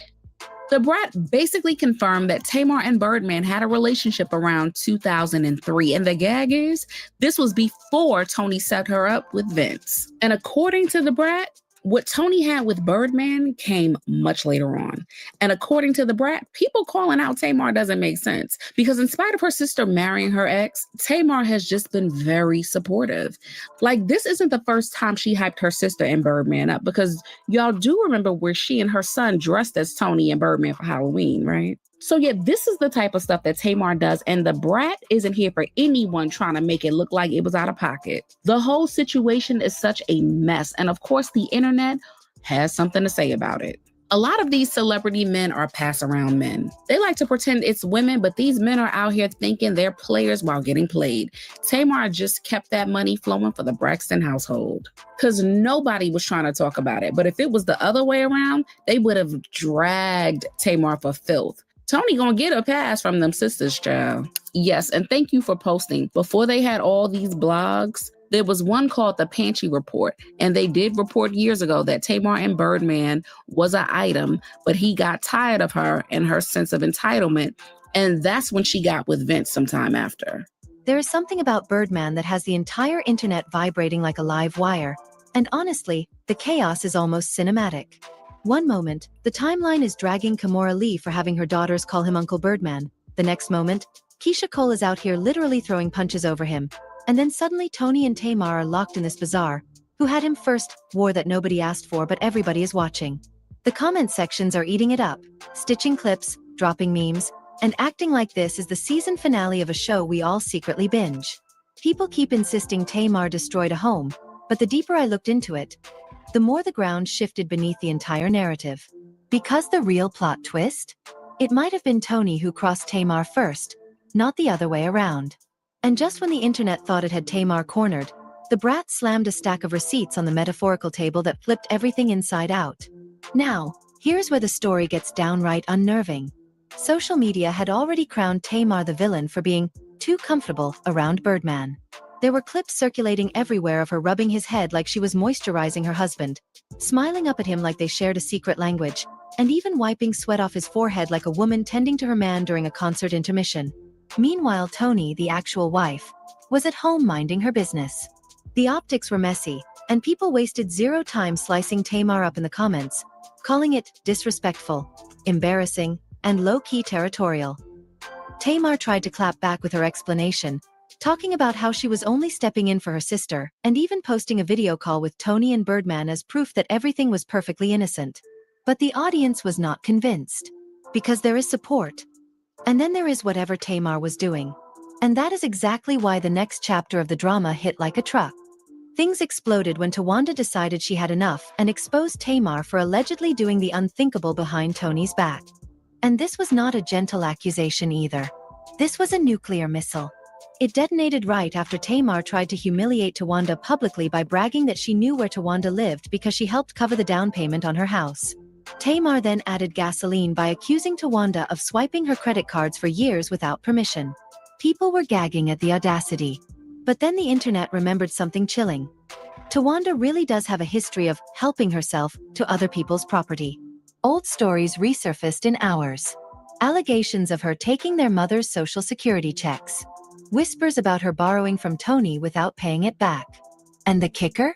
Tawanda's bankruptcy filings literally show she is drowning in almost $500,000 of debt. There is even a line item detailing a $35,000 loan from Tamar that went toward her house. So Tamar was not just talking. She had paperwork behind that smoke. But Tawanda refused to play the defendant this time. She waited until Tamar was mid-victory lap, and then she dropped her own bombshell. That Tamar had been sneaking around with her sister's man long before Tony and Birdman became an official headline. And the way Tamar completely unraveled in that moment? It told its own story. She did not just deny it. She lost her entire composure, like someone who genuinely never expected the truth, the lie, or whatever it actually is, to see the light of day. The internet froze. The comments went feral. And suddenly the homewrecker narrative did not look so simple anymore. Because if Tawanda is telling the truth, then the entire timeline has been dragging the wrong sister. While the real betrayal was happening long before anybody hit the post button. The wildest part in this entire hurricane of chaos is that the person who looked the most genuinely stunned, the most blindsided, the most what in the world is happening, was Toni Braxton herself. Toni, with that signature calm, that legendary poise, suddenly looked like someone who had just discovered a betrayal that had been sitting in her living room for years without her noticing. And honestly, Tawanda did not drop this information like someone who just found it. No, she dropped it like someone who had been polishing it, storing it, keeping it wrapped in velvet until the perfect moment to detonate it. Tawanda had been sitting on this truth like a ticking bomb, and the second Tamar embarrassed her publicly, she pressed the red button without blinking. The silence afterward was chilling. Even more unsettling was Trina's reaction. The look on her face said she had known this secret, carried it, protected it. And that raises an uncomfortable question. How do you watch something like that unfold and never tell your sister that another sister might be sneaking around with her man? It makes the entire Braxton dynamic look less like a family and more like a silent battleground filled with grudges, alliances, and unspoken wars. But the real jaw-dropper came when Tawanda revealed that this was not just about one man. According to her, Tamar had been involved with not one but two of Tony's men. The internet absolutely combusted. Timelines went up in flames. Comment sections became crime scenes. People started pulling screenshots, clips, old interviews, anything that could help them figure out who these two men might have been. It did not take long before names started swirling like a tornado. The first, of course, was Birdman. But the second? Carrie Lewis from Mint Condition. That rumor hit the internet with the force of a semi-truck. Suddenly, everyone remembered the old blog posts from 2011. The ones written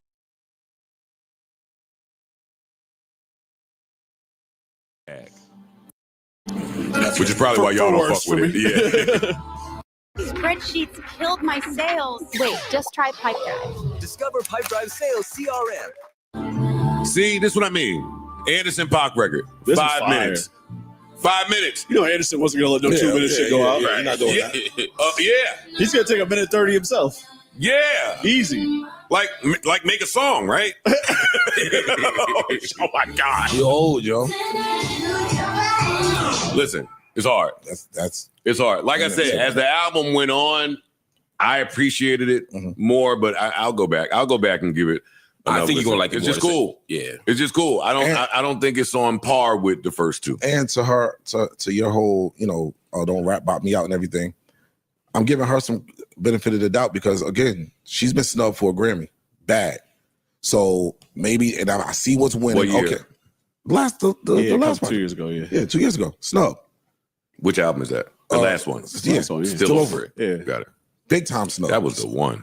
So maybe I switched to okay. If this is what y'all are awarding, this type of sound here, let me play that game a little bit too. Like that's possible. Yeah, she could be going for hers. And it's, or at the least music, plays at least part of it. And the music is still good. Like it's not like I don't like when people try to do that and then it's bad. It's like yo, stick to your sound. This ain't really you. This shit sounds great. She sounded like she made this when she truly was over someone. Yes. Yeah. That's an issue. I need to get you. I need you to be fronting. I tried it earlier. I tried it earlier. She's very empowered. Yeah, come to the dark side, buddy. Yo, look, can we just tell the truth in a nigga space in Parks and Mona? Can we just tell the truth? Can I? No. No, you can. No, you can. Mark is trying to step me. Mark don't love me as much as y'all. I'm asking y'all. You can't tell the truth. I want you to be a your lot best of people. self. This is it. This has been a thing. So yes, you can tell the truth. It ain't just her. It's been a thing. I don't want to hear this fucking happy. She really sound like she's over it with these niggas. So I applaud her in real life. You know what you sound like, right? But is that when the slaps get made? Sound like a Joe Budden fan? Or do the slaps get made when there's a nigga spinning you around, putting a car in your name, draining the fucking bank account? Come on, coming in at 5 a.m, left your food on the table cold. I hate already. I hate already. It's crazy. Huh? You had to be a man to get that. I get that. You know what it reminds me of? When rappers on drugs and the music real good when they drugged out. And It's miserable I and want depressed. That's how I feel about Kodak. Like the drug. I like meth Kodak. Yo, somebody else's turn. Go ahead. I'm with you. No, but no, they said it Nigga about. don't want you happy as a rapper. But that's what I'm saying. This album, don't listen to me out there. I'm psycho. Yes. And You sound nuts. This album is very good. And very good. And I'm musician psycho. I'm nuts all the way around the board. Please find someone else to listen to or look up to. Nuts. I want to hear her next album. All right, y'all. I want to hear. I'm back under it again. Right. I want to hear. All right, y'all. He texted me and Kareem is back. We met up. Just make the album title how y'all. I met up with him. This is the same shit they said about Barry. Yes. Same That's thing. what I was Exact thinking. same That's thing. a fact. Talking. Yeah, The happy same married. thing. Not Yeah, but I don't. Nobody like, all right, we cool I that just you don't- got out of that and you happy, but that's not. When did we ever? But have dog, Mary gave us albums and albums and albums of the nigga managing. I love Mary, so let me shut up. Yeah, we not. Yeah, But you know. Yeah, it took 10 years yes, before she niggas got know. to the dance soiree. Summer gave us. Don't do that, Mark. Summer gave us 2 classics. Why you got to be happy now? Classics, my nigga. You don't give you one classic. Yo, do you know how much happiness I sacrificed to go in the studio and make good music? I could have chose to go try to be happy. Fuck that. You did. Fuck You that. remember shit. what happened? Yeah, they hated it. Yeah, They hated it. And it was bad. And she's wasn't that really bad. happy. It wasn't. It wasn't that bad. There was some slaps. I made way more fire music when I was. Yeah. Hi guys. Okay, as you guys know, I've been very vocal about it. I've been on a GLP-1 for the past couple years now, which is crazy. And you guys know how much it's changed my life. It's changed my life in ways that I never even knew was possible. The amount of energy that I have with the amount of energy.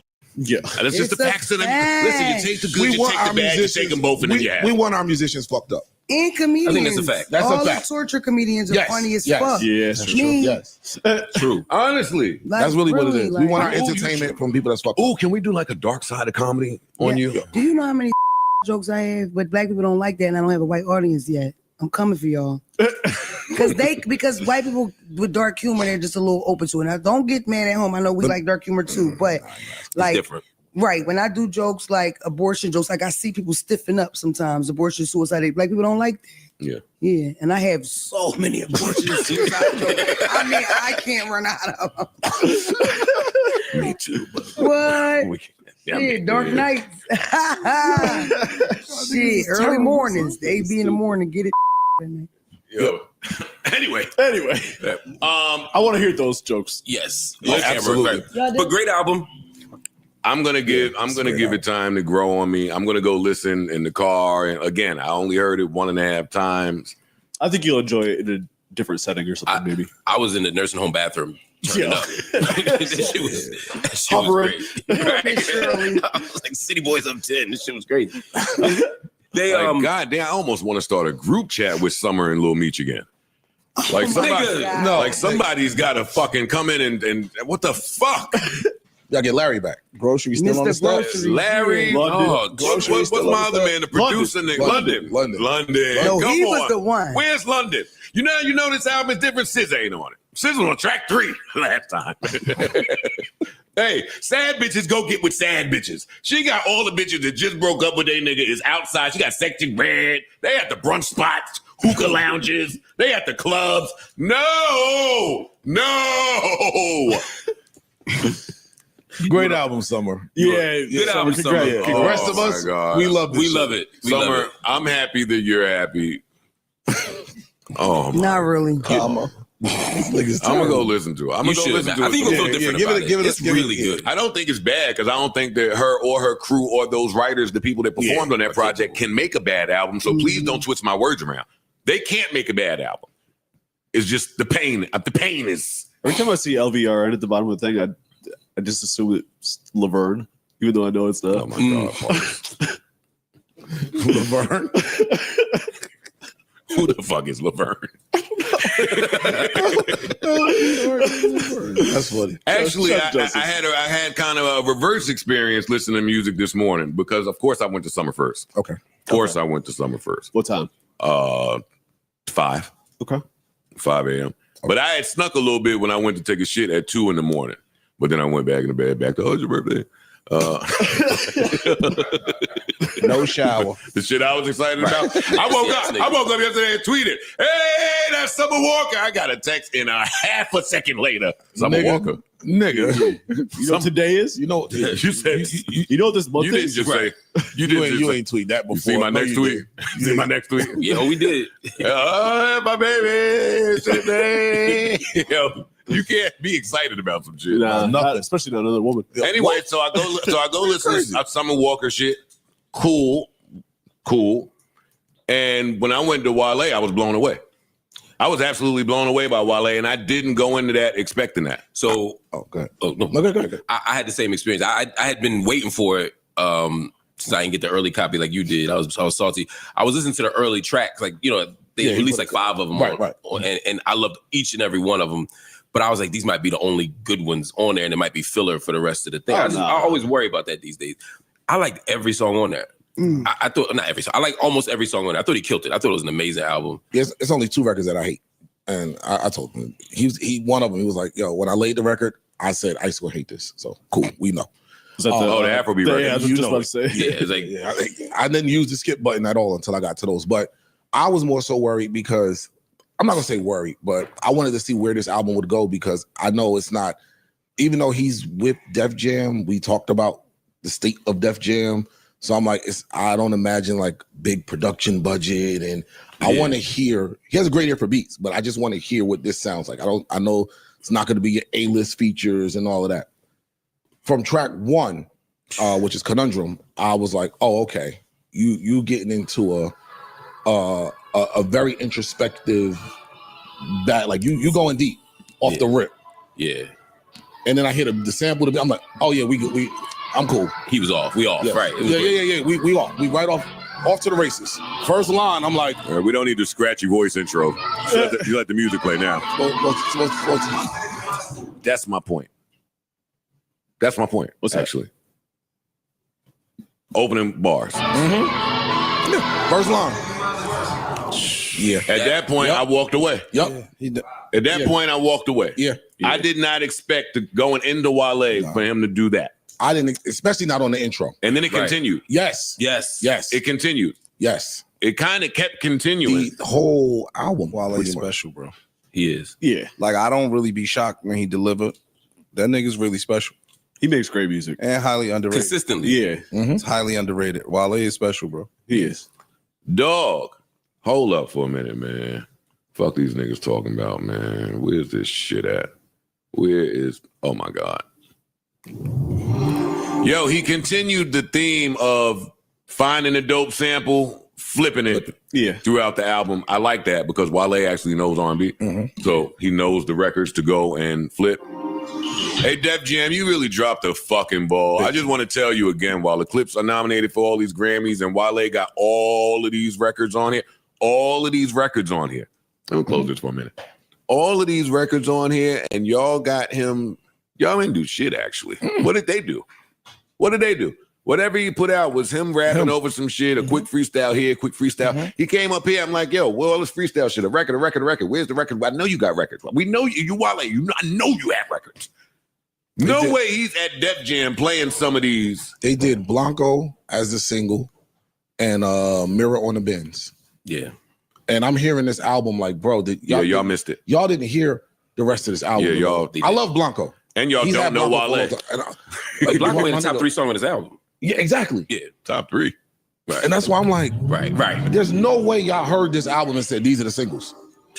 There's no way y'all ever heard any Wale album. Yeah. I could say all day with this Wale album.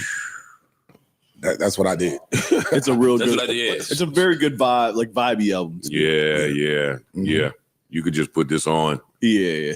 With people around, outside, nighttime, daytime. But he talking about some shit in there. They might, like you said, it's a vibe. You could throw it on. They might not catch it, but when you sit and listen to what he's actually saying, yo, he's really, every record is just like dig deep. Yeah, I didn't even get to the lyrics because I was just vibing with it. Like, I haven't really broke shit down yet. I was forced to get in the lyrics because he kept saying shit that was like, God, yeah, I was damn, finding shit back. That was hard. Wale, she really hurt you, yo. I don't know who this lady is. because you keep your relationships private, except for that one time you tried to pop out. But somebody, see, this is what I like. This is what I like. The pain. I like when you met somebody that ain't really good for you. They got you out of character, bugging the fuck out. Now you ain't got no choice but to go to the studio and pour your heart out as a poet, as an artist, that's the thing. as an artiste. Did you hear Survive on that album? Oh, what album? I heard the whole album. Like, that's to me is the one. Let's see. Like, it's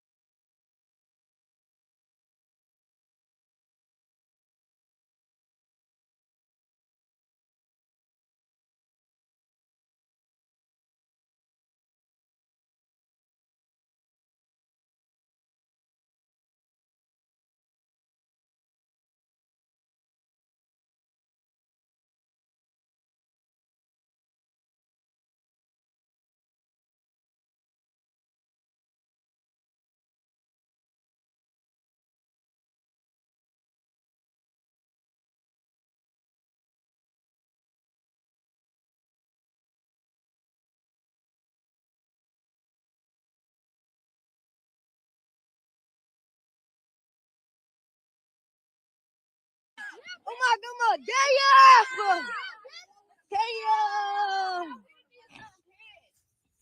We're not hitting them. The little kids hitting them, not the big kids. The big kids not touching them. I'm saying the little kids. I should smash that bitch on my brother. Flashback.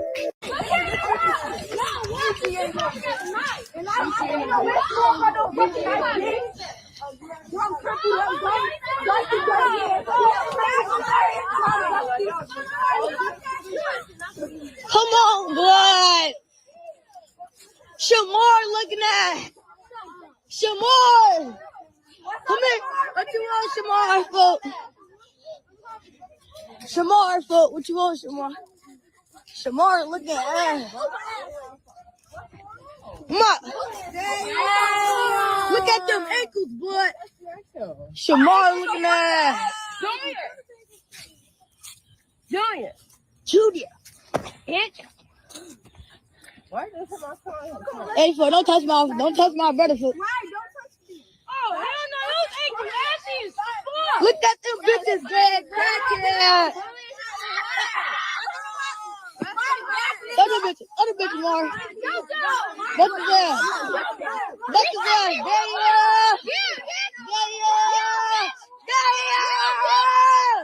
Oh my God, damn.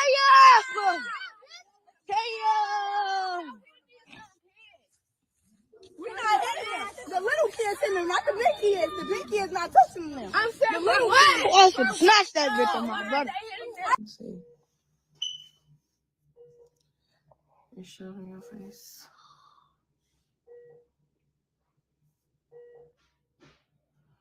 That's his ass,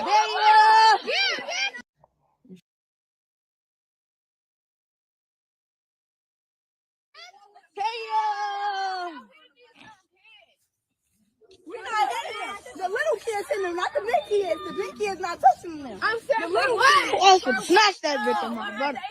Let's see. You show them your face.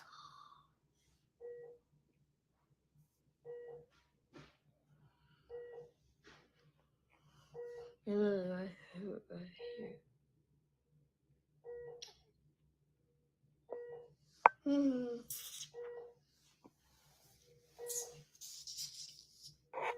So you gotta wait, cause I mean, y'all might have to go home because they might discharge y'all, but me I might have to stay due to me who's already sick already. But you don't have a baby.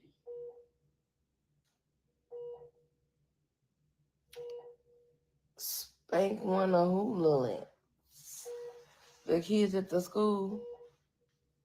No, y'all alone. So listen, I'm gonna tell y'all just like I told the school. I tell the school every year. I literally transferred my son out that school last year and decided to, put him back at put him back, in the school. And I don't know why I did that, but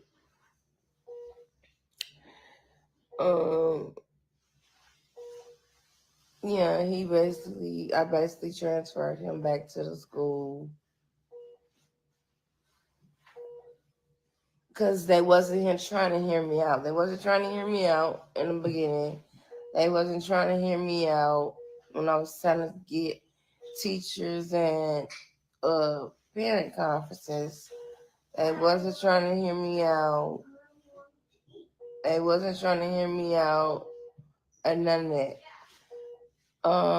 I've been complaining to the same motherfucking school for 2-3 years now. And first it was just like, okay, nitpicking, calling each other out of their name and shit. But now we got worse to the fact that the little boy, when they go outside, he up in guns. he's showing guns in his backpack. Like, that's how worse it got. And the little boy is only, my son 9. The little boy should be only about 11, 12.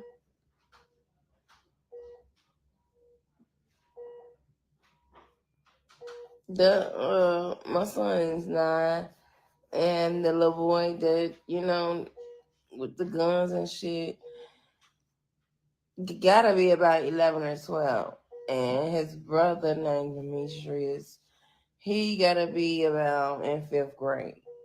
I don't know what it is, what they want to do with my son or whatever, but my son is very friendly. Like, he not the type that likes to fight. He's not a fighter. He's not a fighter. Yeah, he okay. He right here. They just smacked him very hard, and I couldn't get it. I couldn't move my son at the moment because I had my daughter standing in front of me. So it was like, if I move my daughter or move any kind of way, I don't know what these kids trying to do.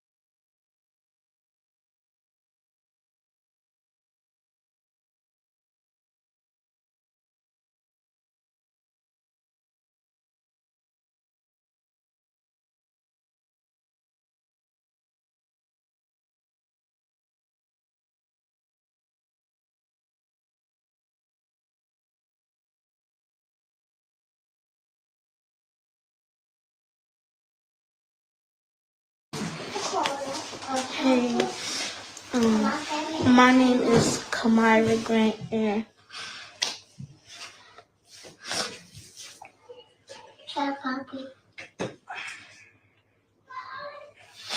I was wrong for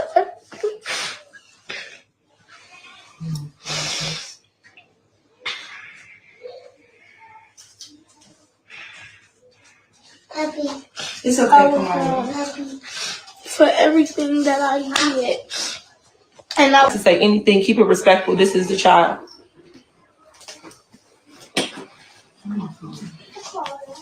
Hey, my name is Kamira Grant, and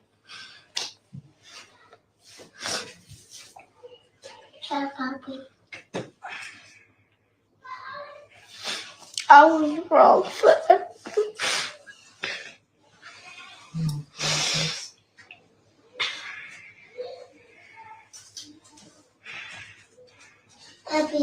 It's okay, Kamira. for everything that I did. And I